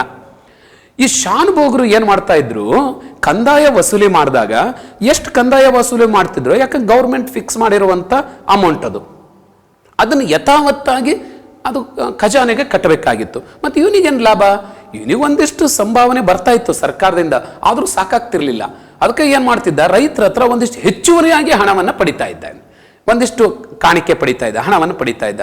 1 ಎಕರೆಗೆ ಒಂದು 5 ರೂಪಾಯಿ ಕಂದಾಯವನ್ನು ನಿಗದಿ ಮಾಡಿಸಿದ್ರೆ ಇವು ₹1.50 ಇವನು ಮಸಿ ಕಾಣಿಕೆ ತಗಂತಿದ್ದೆ. ಹೇಳ್ತಿದೆ ಇದೆಲ್ಲ ಲೆಕ್ಕಾಚಾರ ಇಡಬೇಕಲ್ಲ, ಇದಕ್ಕೆಲ್ಲ ಮಸಿ ಬೇಕಲ್ಲ. ಮತ್ತೆ ಇದು ಸರ್ಕಾರ ಕೊಟ್ಟಿದ್ದು ಕಿರ್ದಿ ಬುಕ್ ಬಿಡ್ರಿ ಅಂದ್ರೂ ಮಸಿ ಬೇಕಲ್ಲ. ಮಸಿ ಯಾರು ಕೊಡ್ತಾರೆ? ಅದಕ್ಕೆ ಮಸಿ ಕಾಣಿಕೆಯಾಗಿ ಕೊಡು ನನಗೆ ಅಂತ ಹೇಳಿ ಅದಕ್ಕೆ ಹೆಚ್ಚುವರಿಯಾಗಿ ರೈತರಿಂದ ಶಾನುಭೋಗರು ಪಡೆಯುತ್ತಿದ್ದ ಹೆಚ್ಚುವರಿ ಕಾಣಿಕೆಯನ್ನ, ಕಿರು ಕಾಣಿಕೆಯನ್ನ ಅಥವಾ ಹಣವನ್ನ ಮಸಿ ಕಾಣಿಕೆ ಅಂತ ಇಲ್ಲಿ ದಾಖಲಿಸಿದ್ದಾರೆ. ಈಗ ಮಸಿ ಕಾಣಿಕೆ ಅಂದ್ರೆ ಅರ್ಥ ಆಯ್ತು ನಮಗೆ. ಇನ್ನೊಂದು ಇರ್ಸಾಲು ಅಂತ ಕರೀತಾರೆ. ಈ ರೆಮ್ಟೆನ್ಸ್ ಅಂತಂದು ಇಂಗ್ಲಿಷ್ನಲ್ಲಿ ಬಳಕೆ ಮಾಡ್ತೀವಿ ನಾವು, ರೆಮ್ಟೆನ್ಸ್ ಮಾಡೋದು ಅಂತ. ಏನು ರೆಮ್ಟೆನ್ಸ್ ಅಂದ್ರೆ ಸಂದಾಯ ಮಾಡು ಅಂತ ಅರ್ಥ. ಅಂದ್ರೆ ರೈತರಿಂದ ಸಂಗ್ರಹಿಸಿದ ಕಂದಾಯದ ಹಣವನ್ನ ಹೋಗಿ ಖಜಾನೆಗೆ ಜಮಾ ಮಾಡುವುದನ್ನೇ ಈಗ ರೆಮ್ಟೆನ್ಸ್ ಅಂತ ಇಂಗ್ಲಿಷ್ ಪದ ಇದೆಯಲ್ಲ, ಅದಕ್ಕೆ ಅವಾಗ ಇರ್ಸಾಲು ಅಂತ ಕರಿತಿದ್ರು. ಬಹಳ ಮುಖ್ಯವಾಗಿ ಇದು ಈ ಪದ ಬಳಕೆ ಆಗುತ್ತೆ. ಇರ್ಸಾಲು ಈ ಪದದ ಅರ್ಥ ಅಂದ್ರೆ ಖಜಾನೆಗೆ ಜಮಾ ಮಾಡು ಅಂತ ಅರ್ಥ. ಇರ್ಸಾಲಿಗೆ ಹೋದರು ಶಾನುಭೋಗರು ಏನ್ ಮಾಡ್ತಿದ್ರು, ಚಿಕ್ಕನಾಯ್ಕನಹಳ್ಳಿ ಅಂತ ಒಂದು ತಾಲೂಕ್ ಹೆಡ್ ಕ್ವಾರ್ಟರ್, ಅಲ್ಲಿಗೆ ಇರ್ಸಾಲಿಗೆ ಹೋಗಿ ಬರ್ತಾ ಇದ್ರು. ಅವರು ಹಣ ಕಟ್ಟೋದಕ್ಕೆ ಹೋಗಿ ಬರ್ತಾ ಇದ್ರು. ಅಲ್ಲಿ ಬಳಕೆ ಆಗುವಂತ ಒಂದು ಅಂಶ. ಓಕೆ, ಇಷ್ಟು ನಮಗೆ ಒಂದು ಹೊಸ ಪದಗಳ ಪರಿಚಯ ಮತ್ತು ಟಿಪ್ಪಣಿಯನ್ನು ಗಮನಿಸಿದ್ವಿ. ಈಗ ಇನ್ನೇನು ಗಮನಿಸೋದು, ಬಹಳ ಮುಖ್ಯವಾಗಿ ಈ ವ್ಯಾಘ್ರಗೀತೆ ಪಾಠವನ್ನು ಪರಿಚಯ ಮಾಡ್ಕೊಳೋದಕ್ಕೆ ಅಲ್ಲಿ ಬರುವಂಥ ಮುಖ್ಯವಾಗಿರುವಂಥ ಅಂಶಗಳು ಅಂದರೆ ಪ್ಯಾರಾವೈಸ್ ಹೆಡ್ಡಿಂಗ್ಸನ್ನು ನಾವು ಗಮನಿಸಬೇಕಾಗತ್ತೆ. ಹಾಗಾಗಿ ಇದರಲ್ಲಿ ಮುಖ್ಯವಾಗಿ ಒಂದನೇದು ಏನು ಗಮನಿಸ್ತೇವೆ ಅಂತಂದರೆ, ಹುಲಿಯ ವಿಚಾರದಲ್ಲಿ ಕವಿಯ ಅಭಿಪ್ರಾಯ ಏನು ಅಂತ. ಈ ಮೊದಲನೇ ಪ್ಯಾರದಲ್ಲಿ ಅದನ್ನೇ ಹೇಳ್ತಾರೆ.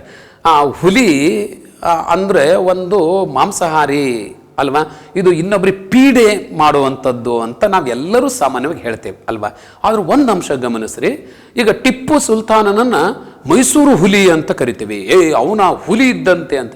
ಇದೇನದು ಹುಲಿ ಅಂದರೆ ಏನಂದರೆ ಹಿಂಸೆ ಕೊಡೋನು ಅಂತ ಅರ್ಥ ಅಲ್ಲ, ಅದು ಒಂದು ಹೆಮ್ಮೆ ಅಂತ ಅರ್ಥ, ಬಹಳ ಬಲಾಢ್ಯವಾದಂಥನು ಅಂತ ಅರ್ಥ. ಇದು ಅಂದರೆ ಒಂದು ಹುಲಿ ಹಿಂಸೆ ಕೊಡೋ ಪ್ರಾಣಿನೂ ಹೌದು, ಅದರ ಜೊತೆಯಲ್ಲಿ ಅದು ಒಂದು ಅಭಿಮಾನ ಪಡುವಂತಹ ಪ್ರಾಣಿನೂ ಹೌದು ಅನ್ನೋದಕ್ಕೆ ಇಲ್ಲಿ ಹುಲಿಯ ವಿಚಾರದಲ್ಲಿ ಕವಿಯ ಅಭಿಪ್ರಾಯ ಏನು ಅಂತ ಕೇಳಿದರೆ, ಹಾಗಾಗಿ ಒಂದು ಪ್ಯಾರ ಈ ಹಿನ್ನೆಲೆಯಲ್ಲಿ ನೋಡಬೇಕಾಗುತ್ತೆ. ಕವಿಯ ಅಭಿಪ್ರಾಯದಲ್ಲಿ ಹುಲಿಯ ಅಭಿಪ್ರಾಯ ಏನು, ಹುಲಿಯ ಮಹತ್ವ ಏನು ಅಂತ. ಇನ್ನೊಂದಿದೆ ರಾಜಭಕ್ತಿಯ ಲಾಂಛನ ಕಿರ್ದಿ ಪುಸ್ತಕ. ರಾಜರು ಒಂದು ತನ್ನ ಪ್ರತಿನಿಧಿಯಾಗಿ ಕಂದಾಯವನ್ನು ವಸೂಲಿ ಮಾಡೋದಕ್ಕೆ ಈ ಶಾನುಭೋಗರನ್ನು ನೇಮಿಸ್ತಾ ಇದ್ದಾರಲ್ಲ, ಆ ಶಾನುಭೋಗರು ಕಿರ್ದಿ ಪುಸ್ತಕ ಇಟ್ಕೊಂತಿದ್ರು. ಕಿರ್ದಿ ಪುಸ್ತಕ ಇತ್ತು ಅಂದರೆ ಅದು ರಾಜನ ಪ್ರತಿನಿಧಿಯವನು, ಅವನಿಗೊಂದು ವಿಶೇಷವಾದಂಥ ಒಂದು ಸ್ಥಾನಮಾನ ಇರ್ತಾ ಇತ್ತು. ಈ ಸಾಮಾನ್ಯವಾಗಿ ರಾಜರ ಕಾಲದಲ್ಲೆಲ್ಲ ಒಂದು ಈ ಗುರುತಿನ ಉಂಗ್ರವನ್ನು ಕೊಡ್ತಾ ಇದ್ರು, ಅದೇ ಸೀಲ್ ಇದ್ದಂಗೆ. ಸೀಲ್ ಅಥವಾ ಲೆಟ್ರೆಡ್ ಇದ್ದುಬಿಟ್ರೆ ಅವನು ಅಧಿಕೃತವಾದಂಥ ವ್ಯಕ್ತಿ ಅಂತ ಈಗೇನು ಕರಿತೀವಿ, ಈಗ ID ಕಾರ್ಡ್ ಅಂತ ಕರಿತೀವಲ್ಲ, ಹಂಗೊಂದು ID ಕಾರ್ಡ್, ಒಂದು ಲಾಂಛನ, ಒಂದು ಸಂಕೇತ, ರಾಜಭಕ್ತಿಯ ಲಾಂಛನ ಯಾವುದು? ಕಿರ್ದಿ ಪುಸ್ತಕ. ಇದೊಂದು ಪ್ರಶ್ನೆ ಕೇಳ್ತಾರೆ ಸಾಮಾನ್ಯವಾಗಿ, ರಾಜಭಕ್ತಿಯ ಲಾಂಛನ ಡ್ಯಾಶ್ ಆಗಿತ್ತು, ಅದು ಯಾವುದಾಗಿತ್ತು? ಕಿರ್ದಿ ಪುಸ್ತಕ ಅನ್ನೋದು ಗಮನಿಸಬೇಕು ನಾವು. ಓಕೆ, ಇನ್ನೊಂದು ವಿಷಯ ಬರುತ್ತೆ ಇದರಲ್ಲಿ, ಇನ್ನೊಂದು 2 ಪ್ಯಾರದಲ್ಲಿ ಏನದು? ಮದಲಿಂಗನ ಕಣಿವೆಯಲ್ಲಿ ಶಾನುಭೋಗರು. ಮದಲಿಂಗನ ಕಣಿವೆ ಅಂಥೇಳಿ ಒಂದು ಚಿಕ್ಕನಾಯಕನಹಳ್ಳಿಯಲ್ಲಿ ಒಂದು ಕಣಿವೆ, ಅಂದರೆ ಗುಡ್ಡ, ದೊಡ್ಡದಾದಂಥ ಗುಡ್ಡದ ಪ್ರದೇಶ.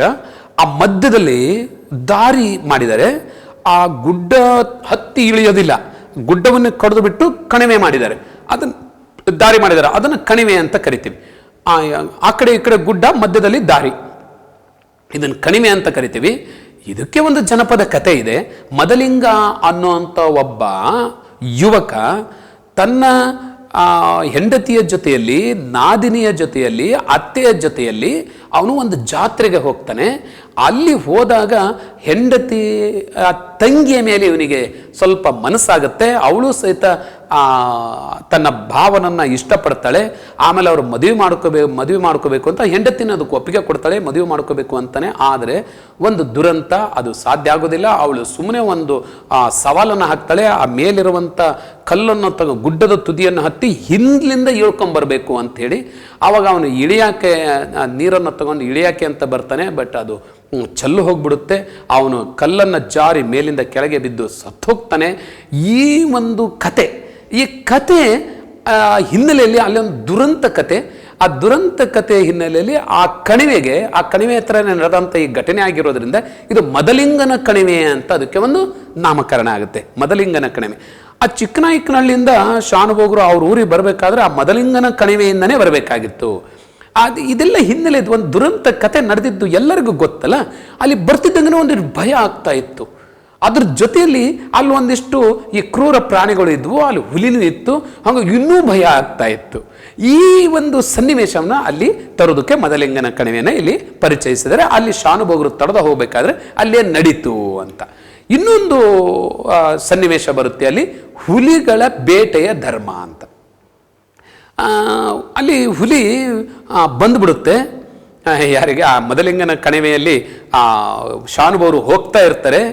ಹುಲಿ ಬಂದಂತಹ ಪರಿಚಯ ಶಾನುಭೋಗರಿಗೆ ಆಗ್ಬಿಡುತ್ತೆ. ಹುಲಿ ಬರ್ತಾ ಇದೆ ಅಂತ ಗೊತ್ತಾಗುತ್ತೆ ಅವರಿಗೆ. ಆದರೆ ಆ ಹುಲಿ ಅವರನ್ನು ಹಿಂದ್ಲಿಂದ ಬೇಟೆ ಆಡೋದೇ ಇಲ್ಲ, ಅವರನ್ನು ಕಚ್ಚಿ ತಿನ್ನೋದೇ ಇಲ್ಲ. ಅದಕ್ಕೆ ಒಂದು ಧರ್ಮ ಇದೆ, ಬೇಟೆ ಆಡೋದಕ್ಕೊಂದು ಧರ್ಮ ಇದೆ ನೋಡ್ರಿ. ಸುಮಾರಷ್ಟು ಪ್ರಾಣಿಗಳು ಇದನ್ನು ಅಳವಡಿಸ್ಕೊಂಡಿದ್ದಾವೆ. ಈಗ ಸುಮಾರು ಜನ ಅಂತಿರ್ತಾರೆ, ನೀವು ಕೇಳಿರ್ಬೋದು, ಹಣ ಮಾಡದೆ ಇವತ್ತಿನ ಸಮಾಜದ ಜನರ ಉದ್ದೇಶ ಆಗಿದೆ. ಯಾವ ಮಾರ್ಗ ಅನ್ನೋದು ಇಲ್ಲಿ ಗೌಣ ಆಗಿದೆ. ಯಾವ ಮಾರ್ಗ ಆದ್ರೇನ ಅವನೇನು ಮೋಸ ಮಾಡ್ತಾನೋ, ಕದಿತಾನೋ, ಸುಳ್ಳು ಹೇಳ್ತಾನೋ, ಅಥವಾ ಈ ಕಲಬೆರಕೆ ಮಾಡಿ ಮಾರ್ತಾನೋ, ಜನರಿಗೆ ಮೋಸ ಮಾಡ್ತಾನೋ ಗೊತ್ತಿಲ್ಲ, ಒಟ್ಟು ದುಡ್ಡು ಮಾಡಿದಾನೆ ಭಾರಿ ಬೆಸ್ಟ್ ಅನ್ನೋವಂಥ ಕಾಲಕ್ಕೆ ಬಂದುಬಿಟ್ಟಿದ್ದೀವಿ ನಾವು. ಇದು ಪ್ರಾಣಿಗಳನ್ನು ಮೀರಿ ಹೋಗ್ಬಿದ್ದೀವಿ ನಾವು, ಈ ಅಸಹ್ಯವಾದಂಥ ಸ್ಥಿತಿ ಈಗ. ಆದರೆ ಇದನ್ನು ಪರಿಚಯಿಸಬೇಕು ಮಕ್ಕಳಿಗೆ ಬಹಳ ಮುಖ್ಯವಾಗಿ. ಹಾಗಾಗಿ ಹುಲಿಗಳು ಕ್ರೂರ ಪ್ರಾಣಿ, ತಾನು ಬದುಕಬೇಕಾದ್ರೆ ಇನ್ನೊಂದು ಪ್ರಾಣಿಯನ್ನು ಕೊಂದೇ ತಿಂದೇ ಬದುಕಬೇಕು. ಇದು ಮನುಷ್ಯನಿಗೆ ಆ ಥರದ ಅನಿವಾರ್ಯತೆ ಇಲ್ಲ, ಇದು ಸಹಜೀವನದ ಗುಣ ಮನುಷ್ಯನಿಗೆ ಬರಬೇಕು. ಆದರೆ ಇಲ್ಲಿ ಆ ಹುಲಿನೂ ಸಹಿತ ಕೊಲ್ಲಬೇಕಾದ್ರೆ ಒಂದು ಧರ್ಮವನ್ನು ಅನುಸರಿಸುತ್ತೆ ಅನ್ನೋದನ್ನು ಇಲ್ಲಿ ಲೇಖಕರು ಪರಿಚಯ ಮಾಡಿಸೋದಕ್ಕೆ ಈ ಒಂದು ಸನ್ನಿವೇಶವನ್ನು ಬಳಸಿದ್ದಾರೆ. ಹಾಗಾಗಿ ಹುಲಿಗಳ ಬೇಟೆಯ ಧರ್ಮ ಎಂಥದ್ದು, ಹೇಗೆ ಬೇಟೆ ಆಡುತ್ತೆ ಅದು ಅಂತ ಇದು ಸಹಿತ ಒಂದು ವಿಶೇಷವಾದಂಥ ಒಂದು ಸನ್ನಿವೇಶ, ಬಹಳ ಚೆನ್ನಾಗಿದೆ, ನೋಡೋಣ. ಇನ್ನೊಂದು ವಿಷಯ ಇದೆ, ಹುಲಿಗೂ ಶಾನುಭೋಗರಿಗೂ ನಡೆದ ಸ್ಪರ್ಧೆ. ಅಂದರೆ ಈಗಾಗಲೇ ಹೇಳಿದೆ ಹುಲಿ ಹಿಂದಿಂದ ಬೇಟೆ ಆಡೋಲ್ಲ ಅಂತ. ಅವಾಗ ಅದೇನು ಮಾಡಬೇಕಾಯ್ತು, ಶಾನುಭೋಗರು ಎದುರಿಗೆ ಬಂದು ಎದುರಿಂದ ಬೇಟೆ ಮಾಡಬೇಕು. ಆದರೆ ಶಾನುಭೋಗರಿಗೆ ಒಂದು ಕತೆ ಗೊತ್ತು, ಆಗಲೇ ಯಾರೋ ಹೇಳಿಬಿಟ್ಟಿದ್ರು, ಏನು ಅಂತಂದರೆ ಹುಲಿ ಎದುರಿಂದ ಮಾತ್ರ ಬೇಟೆ ಆಡೋದು, ಹಿಂದ್ಲಿಂದ ಬೇಟೆ ಆಡಲ್ಲ, ಹಾಗಾಗಿ ಹುಲಿಗೆ ಮುಖ ತೋರಿಸ್ಬೇಡ ಅಂತ. ಇದು ಅವ್ರಿಗೆ ಮನದಟ್ಟಾಗ್ಬಿಟ್ಟಿತ್ತು. ಹಾಗಾಗಿ ಹುಲಿಗೆ ಮುಖ ತೋರಿಸ್ಲಿಲ್ದಂಗೆ ಅವರು ತಿರುಗ್ತಾ ಇದ್ರು. ಈ ಮತ್ತೆ ಹುಲಿ ಏನು ಮಾಡ್ಬೇಕಾಯ್ತು, ಮತ್ತೆ ಎದುರಿ ಬರ್ಬೇಕಾಯ್ತು. ಇದನ್ನ ಸ್ಪರ್ಧೆ ಅಂತ ಇಲ್ಲಿ ಕವಿ ಇದನ್ನು ಪರಿಚಯಿಸಿದ್ರೆ ತುಂಬ ಚಂದ ಇರುವಂಥ, ಹಾಸ್ಯಮಯವಾಗಿರುವಂಥ ಒಂದು ಸನ್ನಿವೇಶ. ಶಾನುಭೋಗರಿಗೂ ಮತ್ತೆ ಹುಲಿಗೂ ನಡೆದ ಸ್ಪರ್ಧೆ ಹೆಂಗಿತ್ತು ಅಂತ. ಓಕೆ, ಇನ್ನೊಂದು ವಿಷಯ ಬರುತ್ತೆ ಇಲ್ಲಿ, ಕಿರ್ದಿ ಪುಸ್ತಕ. ಇವರು ಇರ್ಸಾಲಿಗೆ ಹೋದಾಗ ಕಿರ್ದಿ ಪುಸ್ತಕ ಹಿಡ್ಕೊಂಡೇ ಹೋಗ್ಬೇಕಲ್ಲ, ರೆಮಿಟೆನ್ಸ್ ಮಾಡಿ ಜಮಾ ಮಾಡಿ ಅದರಲ್ಲಿ ಸೈನು ಮಾಡಿಸ್ಕೊಂಡ್ ಬರ್ಬೇಕಾಯ್ತು. ಹಾಗೆ ಬರ್ಬೇಕಾದ್ರೆ ಕಿರ್ದಿ ಪುಸ್ತಕ ಎಷ್ಟಿರುತ್ತೆ, ಒಂದು ಸಣ್ಣ ಪುಸ್ತಕ, ಅದು ಒಂದು ಚೀಲದಲ್ಲಿ ಕಟ್ಕೊಂಡು ತಗೊಂಡ್ ಬರ್ತಾ ಇದ್ರು. ಆ ಕಿರ್ದಿ ಪುಸ್ತಕ ಬಿಟ್ಟು ಬೇರೆ ಏನೂ ಇಲ್ಲ ಶಾನುಭೋಗರ ಹತ್ರ, ನಡ್ಕೊಂಡ್ ಬರ್ತಾ ಇದ್ದಾರೆ. ಬಟ್ ಬರ್ಬೇಕಾದ್ರೆ ಎದುರಿಗೆ ಹುಲಿ ಬಂದ್ಬಿಡ್ತು, ಇವ್ರು ತಿರ್ಗಕ್ಕೆ ಆಗ್ತಾ ಇಲ್ಲ, ತಿರುಗಿ ಸುಸ್ತಾಗ್ಬಿಟ್ರು. ಅವಾಗ ಅನಿವಾರ್ಯ ಒಂದು ಡಿಸೈಡ್ ಮಾಡ್ತಾರೆ, ಈ ಕಿರ್ದಿ ಪುಸ್ತಕದಿಂದ ಹೊಡೆದು ಬಿಡ್ಲ ಹುಲಿಗೆ ಅಂತ. ಅಂದ್ರೇನು, ಇವ್ರ ಹತ್ರ ಇದ್ದಿದ್ದು ಒಂದೇ ಅಸ್ತ್ರ, ಅದೇ ಬ್ರಹ್ಮಾಸ್ತ್ರ. ಅನಿವಾರ್ಯವಾಗಿ ತನ್ನ ಉಳಿವಿಗಾಗಿ ಬಳಸುವಂಥ ಒಂದು ಅಸ್ತ್ರವನ್ನೇ ಬ್ರಹ್ಮಾಸ್ತ್ರ. ಇದು ಅಪೂರ್ವವಾಗಿರುವಂಥ ಮತ್ತೊಂದು ಇದಕ್ಕೆ ಪರ್ಯಾಯ ಇಲ್ಲದಂಥ ಒಂದು ಅಸ್ತ್ರವನ್ನೇ ಬ್ರಹ್ಮಾಸ್ತ್ರ ಅಂತ ಕರೀತಾರೆ. ಅದನ್ನೇ ಅನಿವಾರ್ಯವಾಗಿ ಅದರಲ್ಲಿ ಪ್ರಯೋಗ ಮಾಡ್ತಾನೆ, ಕಿರ್ದಿ ಪುಸ್ತಕದಿಂದ ಹೊಡೆದೇ ಬಿಡ್ತಾನೆ. ಅವಾಗ ಏನಾಯ್ತು ನೋಡೋಣ, ಕಥೆಯಲ್ಲಿ ಆ ಪಾಠದಲ್ಲಿ ವಿವರವಾಗಿ ನೋಡೋಣ ಏನಾಯ್ತು ಅಂತ. ಸರಿ, ಶಾನುಭೋಗರು ಮೂರ್ಛೆಯಲ್ಲಿದ್ದಾಗಿನ ನಡೆದ ಘಟನೆ. ಇದು ಭಾರಿ ಮುಖ್ಯವಾಗಿ 4 ಅಂಕಕ್ಕೆ ಅಥವಾ 2 ಅಂಕಕ್ಕೆ ಕೇಳುವಂಥ ಪ್ರಶ್ನೆ. ಶಾನುಭೋಗರು ಏನಾಗ್ಬಿಡುತ್ತೆ, ಕಿರ್ದಿ ಪುಸ್ತಕದಲ್ಲಿ ಹೊಡೆದು ಬಿಡ್ತಾರೆ, ಓಡೋಗಿ ಮರ ಹತ್ಕೋಣ ಅಂತ ಹೋಗ್ತಾರೆ. ಅಷ್ಟೊತ್ತಿಗೆ ಅಲ್ಲಿ ಒಂದು ಕಲ್ಲಿರುತ್ತೆ, ಕಲ್ಲನ್ನು ಕೂಡ ಬಿದ್ದೇ ಬಿಡ್ತಾರೆ. ಬಿಳು ರಭಸಕ್ಕೆ ಅವರಿಗೆ ಮೂರ್ಛೆ ಬಂದ್ಬಿಡುತ್ತೆ. ಆವಾಗ ಏನು ನಡೀತು ಘಟನೆ ಅಂತ ಪ್ರಶ್ನೆ ಕೇಳಿದ್ದಾರೆ. ಹಾಗಾಗಿ ಈ ಘಟನೆ ಏನು ನಡೀತು ಅಂತ 1.5 ಪ್ಯಾರದಲ್ಲಿ ಅದರ ವಿವರ ಇದೆ, ನೋಡೋಣ ಅಂತೀವಿ. ಆಯ್ತಾ? ಸರಿ, ಇನ್ನೊಂದು ವಿಷಯ ಇದೆ. ಈ ಪಾಠದಲ್ಲಿ ಇಲ್ಲಿಗೆ ಆ ಕತೆ ಮುಗೀತು, ಇಡೀ ಪಾಠ ಮುಗೀತು. ಆದರೆ ಪಾಠದಲ್ಲಿ ಬರುವಂಥ ವಿಶಿಷ್ಟವಾದಂಥ ಕೆಲವು ವಾಕ್ಯಗಳಿದ್ದಾವೆ. ಈ ಬೇರೆ ಬೇರೆ ಸನ್ನಿವೇಶದಲ್ಲಿ ಇರುವಂಥ, ಘಟನೆಯಲ್ಲಿರುವಂಥ ವಾಕ್ಯಗಳನ್ನು ಇಲ್ಲಿ ಕವಿ ಬಳಸಿದ್ದಾನೆ. ಹಾಗಾಗಿ ಆ ವಾಕ್ಯಗಳನ್ನು ಇಲ್ಲಿ ವಿಶೇಷವಾಗಿ ಬಳಸಿರೋದ್ರಿಂದ ಅದರ ಅರ್ಥನೂ ಸಹಿತ ನಮ್ಮ ಮಕ್ಕಳಿಗೆ ಪರಿಚಯಿಸಬೇಕು. ಈ ವಾಕ್ಯದ ಅರ್ಥವನ್ನು ಪಾಠ ಮಾಡೋದಕ್ಕಿಂತ ಪೂರ್ವದಲ್ಲೇ ಇದು ಅರ್ಥೈಸಬೇಕು. ಹಾಗಾಗಿ ಖಂಡವಿದಿಕೋ ಮಾಂಸವಿದಿಕೋ, ಯಾರು ಹೇಳಿದ್ದಿ ಮಾತು? ಎಸ್, ಇದು ಪುಣ್ಯಕೋಟಿ. ಗೋವು ಯಾರಿಗೆ ಹೇಳಿದ್ದು? ಹುಲಿಗೆ ಹೇಳಿದ್ದು. ಯಾವ ಸನ್ನಿವೇಶ ಅಂತ ಗೊತ್ತು ಮಾಡ್ಕೋಬೇಕು, ಪರಿಚಯಿಸಬೇಕದು. ಇದು ಒಂದು ಬಹಳ ವಿಶಿಷ್ಟವಾದಂಥ. ಇದನ್ನು ಯಾಕೆ ವಿಶೇಷ ವಾಕ್ಯ ಅಂತ ಕರಿತೀನಿ ಅಂದರೆ, ಇದು ಸಂದರ್ಭಕ್ಕೂ ಕೇಳುವಂಥ ಪ್ರಶ್ನೆಗಳಿವು. ಅಕಸ್ಮಾತ್ ಈ ವಾಕ್ಯ ಸಂದರ್ಭಕ್ಕೆ ಕೇಳಿದರೆ ಆ ಥರದ ಯಾವ್ಯಾವ ವಾಕ್ಯಗಳಿದ್ದಾವೆ ಅವೆಲ್ಲವನ್ನು ಸಹಿತ ಗುರುತು ಮಾಡಿಕೊಂಡು ವಿಶೇಷವಾಗಿ ಮಕ್ಕಳಿಗೆ ಇದನ್ನು ಪರಿಚಯಿಸಬೇಕು. ಮಕ್ಕಳು ಸಹಿತ ಈ ಪಾಠದಲ್ಲಿ ಬರುವಂಥ ವಿಶೇಷ ವಾಕ್ಯಗಳು ಯಾವ ಅಂತ ನೀವು ಹೈಲೈಟರ್ನಿಂದ ಹೈಲೈಟ್ ಮಾಡ್ಕೊಂಡ್ಬಿಟ್ಟು ಅದನ್ನು ಸಂದರ್ಭವಾಗಿ ನೀವು ಬರಿಬೇಕಾಗುತ್ತೆ. ಯಾಕೆ ಅಂದರೆ ಅಭ್ಯಾಸದಲ್ಲಿ ಕೇಳುವಂಥ 4-5 ಸಂದರ್ಭಗಳು ಕೇಳ್ಬೋದು, ಅದು ಹೊರತಾಗಿ ಸಹಿತ ಒಳಗಿನ ಸಂದರ್ಭನೂ ಕೇಳ್ಬೋದು, ಒಳಗಿನ ವಿಶೇಷ ವಾಕ್ಯಗಳನ್ನು ಕೇಳ್ಬೋದು. ಹಾಗೆ ಈ ಪಾಠದಲ್ಲಿ ಆ ಥರ ವಿಶೇಷ ವಾಕ್ಯಗಳು ಜಾಸ್ತಿ ಇರೋದ್ರಿಂದ ಒಳಗಿನ ಪ್ರಶ್ನೆಗಳು ಇದರ ಕೇಳುವಂಥ ಸಾಧ್ಯತೆ ಜಾಸ್ತಿ ಇದೆ. ಓಕೆ, ಇನ್ನೊಂದು ವಿಶೇಷ ವಾಕ್ಯ ಇದೆ, ಸ್ವಧರ್ಮೇ ನಿಧನಂ ಶ್ರೇಯ ಅಂತ ಹೇಳಿ ಭಗವದ್ಗೀತೆಯಲ್ಲಿ ಕೃಷ್ಣ ಅರ್ಜುನನಿಗೆ ಹೇಳ್ತಾನೆ. ಏನಿದು ಸ್ವಧರ್ಮೇ? ಯಾವುದೋ ಒಂದು ಧರ್ಮವನ್ನು, ಒಂದು ಧರ್ಮ ಅಂತಂದರೆ ಈ ಹಿಂದೂ ಧರ್ಮ, ಇಸ್ಲಾಂ ಧರ್ಮ, ಕ್ರೈಸ್ತ ಧರ್ಮ ಅಂತ ಅರ್ಥ ಅಲ್ಲ. ಧರ್ಮ ಅಂದರೆ ಏನು ಅಂದರೆ ಒಂದು ಜೀವನ ಕ್ರಮ, ಒಂದು ನಂಬಿಕೆ, ಜೀವನದ ಆಚರಣೆಗಳು ಅಲ್ವಾ? ಒಂದು ನಂಬಿಕೆಯಿಂದ ಜೀವನದ ಆಚರಣೆಯನ್ನು ಅಥವಾ ಪದ್ಧತಿಯನ್ನು ಅನುಸರಿಸ್ತಾ ಇರ್ತಾನೆ, ಅದೇ ಧರ್ಮ. ಇಲ್ಲಿ ಸ್ವಧರ್ಮ, ತಾನು ಯಾವುದೋ ಒಂದು ನಂಬಿಕೆಯನ್ನು ಆಚರಣೆಯನ್ನು ಜೀವನದಲ್ಲಿ ನಡೆಸ್ಕೊಂತ ಹೋಗ್ತಾ ಇರ್ತೀನಿ, ಆ ಬದುಕೋದಕ್ಕಾಗಿ ಆ ಧರ್ಮವನ್ನು ಬಿಟ್ಟು ಮತ್ತೊಂದು ಪದ್ಧತಿಯನ್ನು ಅನುಸರಿಸಬಾರ್ದು ಅನ್ನೋದು. ಅಂದರೆ ಅರ್ಥ ಒಂದು ಕ್ರಮ ಇದೆ, ತನ್ನ ಜೀವನಕ್ಕೆ ಒಂದು ಇಂಥದೇ ರೀತಿ ಅಂತ ಒಂದು ಅಳವಡಿಸ್ಕೊಂಡಿರ್ತಾರೆ, ಆ ರೀತಿಯನ್ನು ಬಿಟ್ಟು ಹೋಗಬಾರ್ದು ಅಂತ. ಈಗ ವ್ಯಾಪಾರದ ಒಂದು ಧರ್ಮ ಇರುತ್ತೆ. ವ್ಯಾಪಾರದ ಧರ್ಮ ಒಂದು ವಸ್ತುವನ್ನು ತಗೊಂಬಂದು ಅದಕ್ಕಾಗಿರುವಂಥ ಖರ್ಚು ಮತ್ತು ತನ್ನ ಜೀವನಕ್ಕೆ ಬೇಕಾಗಿರುವಂಥ ಒಂದಿಷ್ಟು ಹಣ ಎರಡನ್ನು ಸೇರಿಸಿ ಅವನು ಅದರ ಮೌಲ್ಯ ನಿರ್ಧಾರ ಮಾಡಿ ಮಾರಬೇಕು. ಆದರೆ ಯಾರೋ ಒಂದು ದೊಡ್ಡ ಮನೆ ಮಾಡಿದ್ರು, ಯಾರೋ ಒಂದು ಕಾರ್ ತಗೊಂಡ್ರು, ಭಾರಿ ಬಂಗ್ಲೆ ಮಾಡಿದ್ರು ಅಂತೇಳಿ ತಾನು ದುಪ್ಪಟ್ಟು ಅದಕ್ಕೆ ಹಣ ಹಾಕಿ ಮಾರಿದರೆ ಇದು ಅಧರ್ಮ ಅಂತ ಕರೀತಾರೆ. ಇದೇ ಅಧರ್ಮ. ಸ್ವಧರ್ಮದಲ್ಲಿ ಬದುಕು, ಅಧರ್ಮಕ್ಕೆ ಹೋಗಬೇಡ ಅಂತ ಅರ್ಥ. ಅಂದರೆ ಒಂದು ತಾನು ಪರಿಪಾಲಿಸ್ತಾ ಇರುವಂಥ ವ್ಯವಸ್ಥೆಯನ್ನೇ, ನಿಯಮಗಳನ್ನೇ, ಪದ್ಧತಿಗಳನ್ನೇ ಅನುಸರಿಸುವಂಥ, ಅದರಲ್ಲೇ ನಿನಗೆ ಏನಾಗುತ್ತೋ ಅದು ಸಾಧ್ಯತೆ ಮಾಡು. ಇಲ್ಲಾಂದ್ರೆ ಅದರಲ್ಲೇ ಸತ್ರು ಸಹಿತ ನಿನಗೆ ಶ್ರೇಯಸ್ಸಿದೆ ಅಂತ ಅರ್ಥ. ಭಾಳ ಒಂದು ಸೂಕ್ಷ್ಮವಾದಂತಹ ಒಂದು ವಿಚಾರ ಇದು.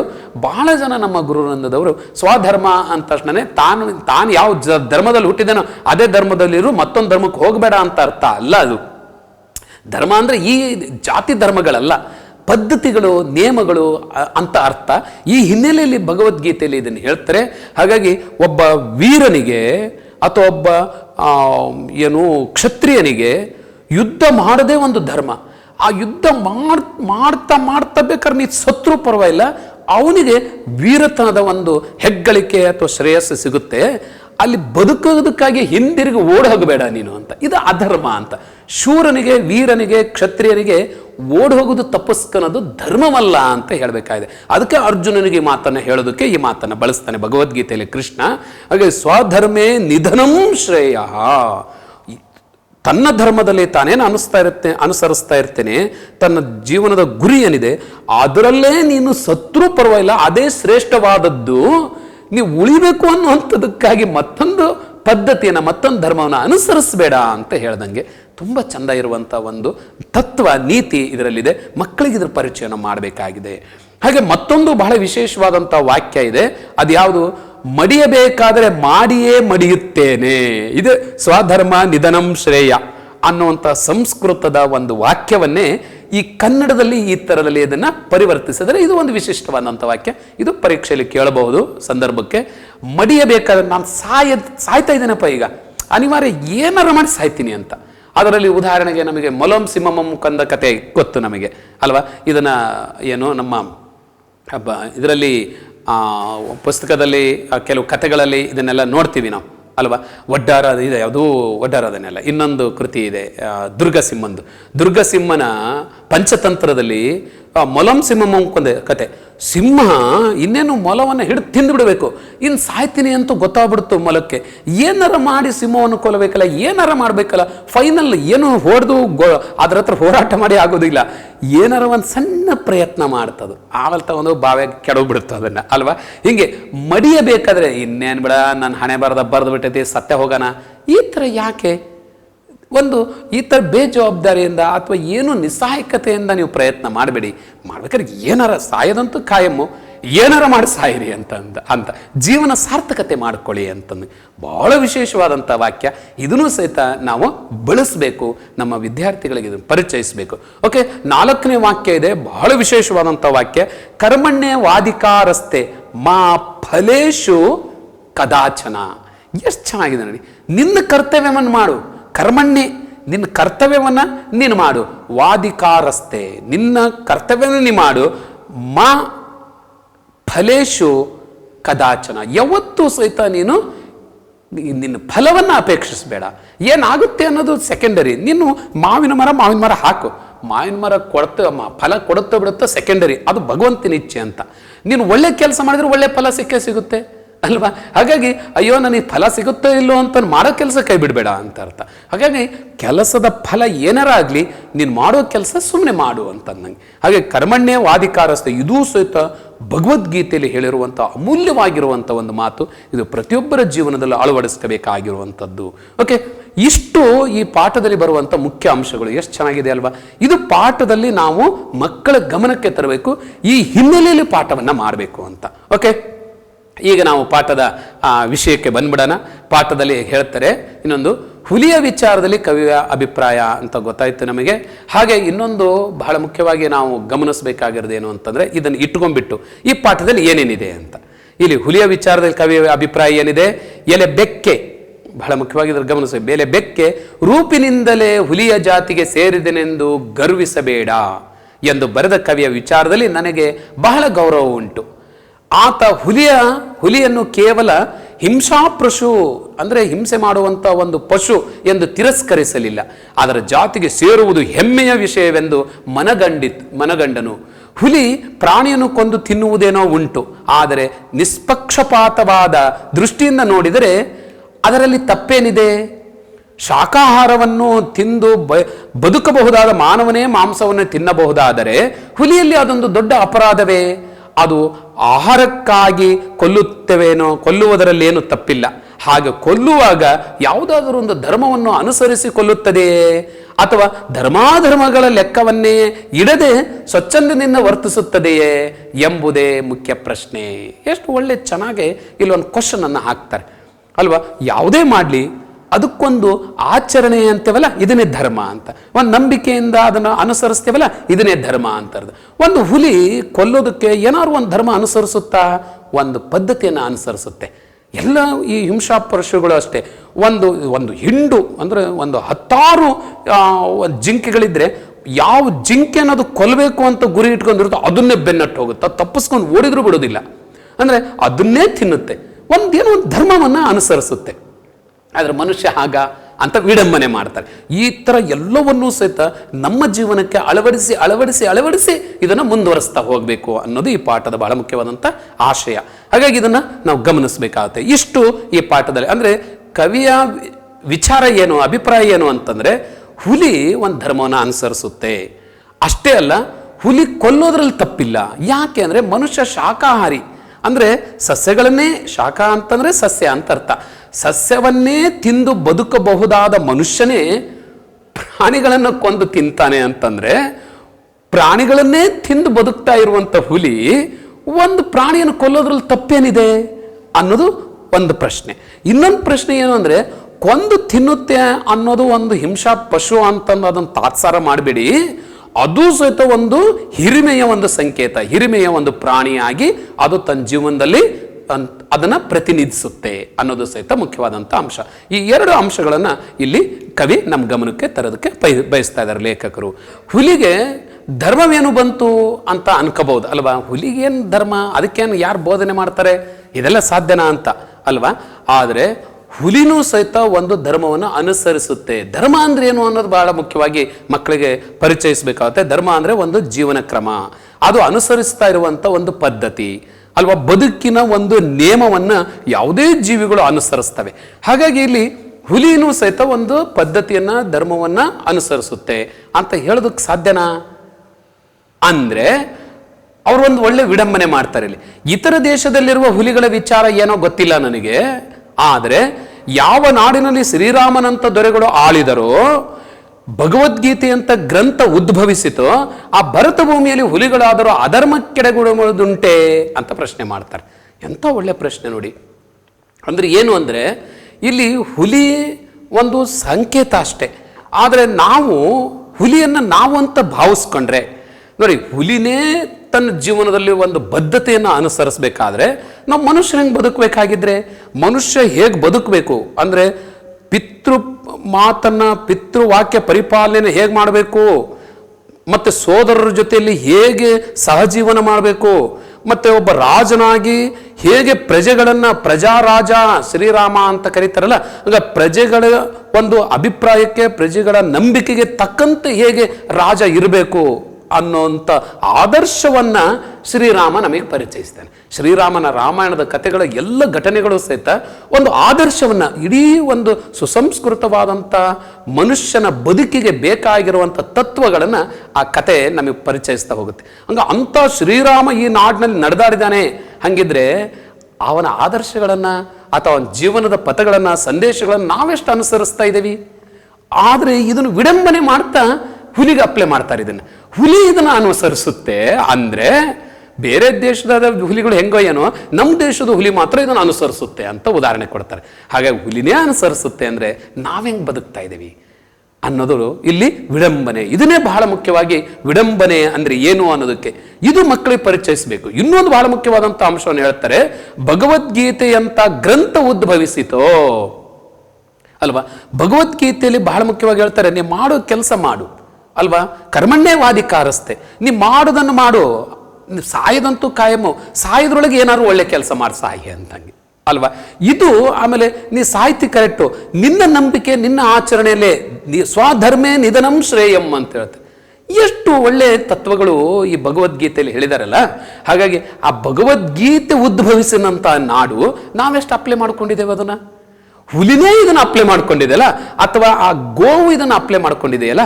ನಾ ಸಾಯೋದು ಗೊತ್ತು, ಆದರೂ ನಾನು ಸಾಧು ಪ್ರಾಣಿ ಮತ್ತು ಇನ್ನೊಬ್ಬರಿಗೆ ಸಹಾಯಕವಾಗಿ ಬದುಕ್ತಾ ಇರುವಂಥ ಪ್ರಾಣಿ ಅಂತ ಗೋವು. ನೋಡಿ, ಗೋವಿನ ಹಾಲು ಬಳಸ್ಕೊಂತೀವಿ ನಾವು, ಅದನ್ನು ನಮ್ಮ ವ್ಯವಸಾಯಕ್ಕೆ ಸುಮಾರಷ್ಟು ಬಳಸ್ಕೊಂತೀವಿ, ಅದರ ಉತ್ಪನ್ನಗಳೆಲ್ಲೂ ನಮ್ಮ ಬದುಕಿಗೆ ಬಳಸ್ಕೊಂತೀವಿ. ಅಂದರೆ ಅದು ಸಹಾಯ ಜೀವಿಯಾಗಿ ಹೆಂಗೆ ಬದುಕ್ತಾ ಇದೆಯೋ ಹಾಗೆ ನಾವೇನಾದ್ರು ಬದುಕ್ತಾ ಇದ್ದೇವೆ, ಮನೆಗೆ ಮಾರಿ ಆಗಿಬಿಡ್ತೇವಲ್ಲ.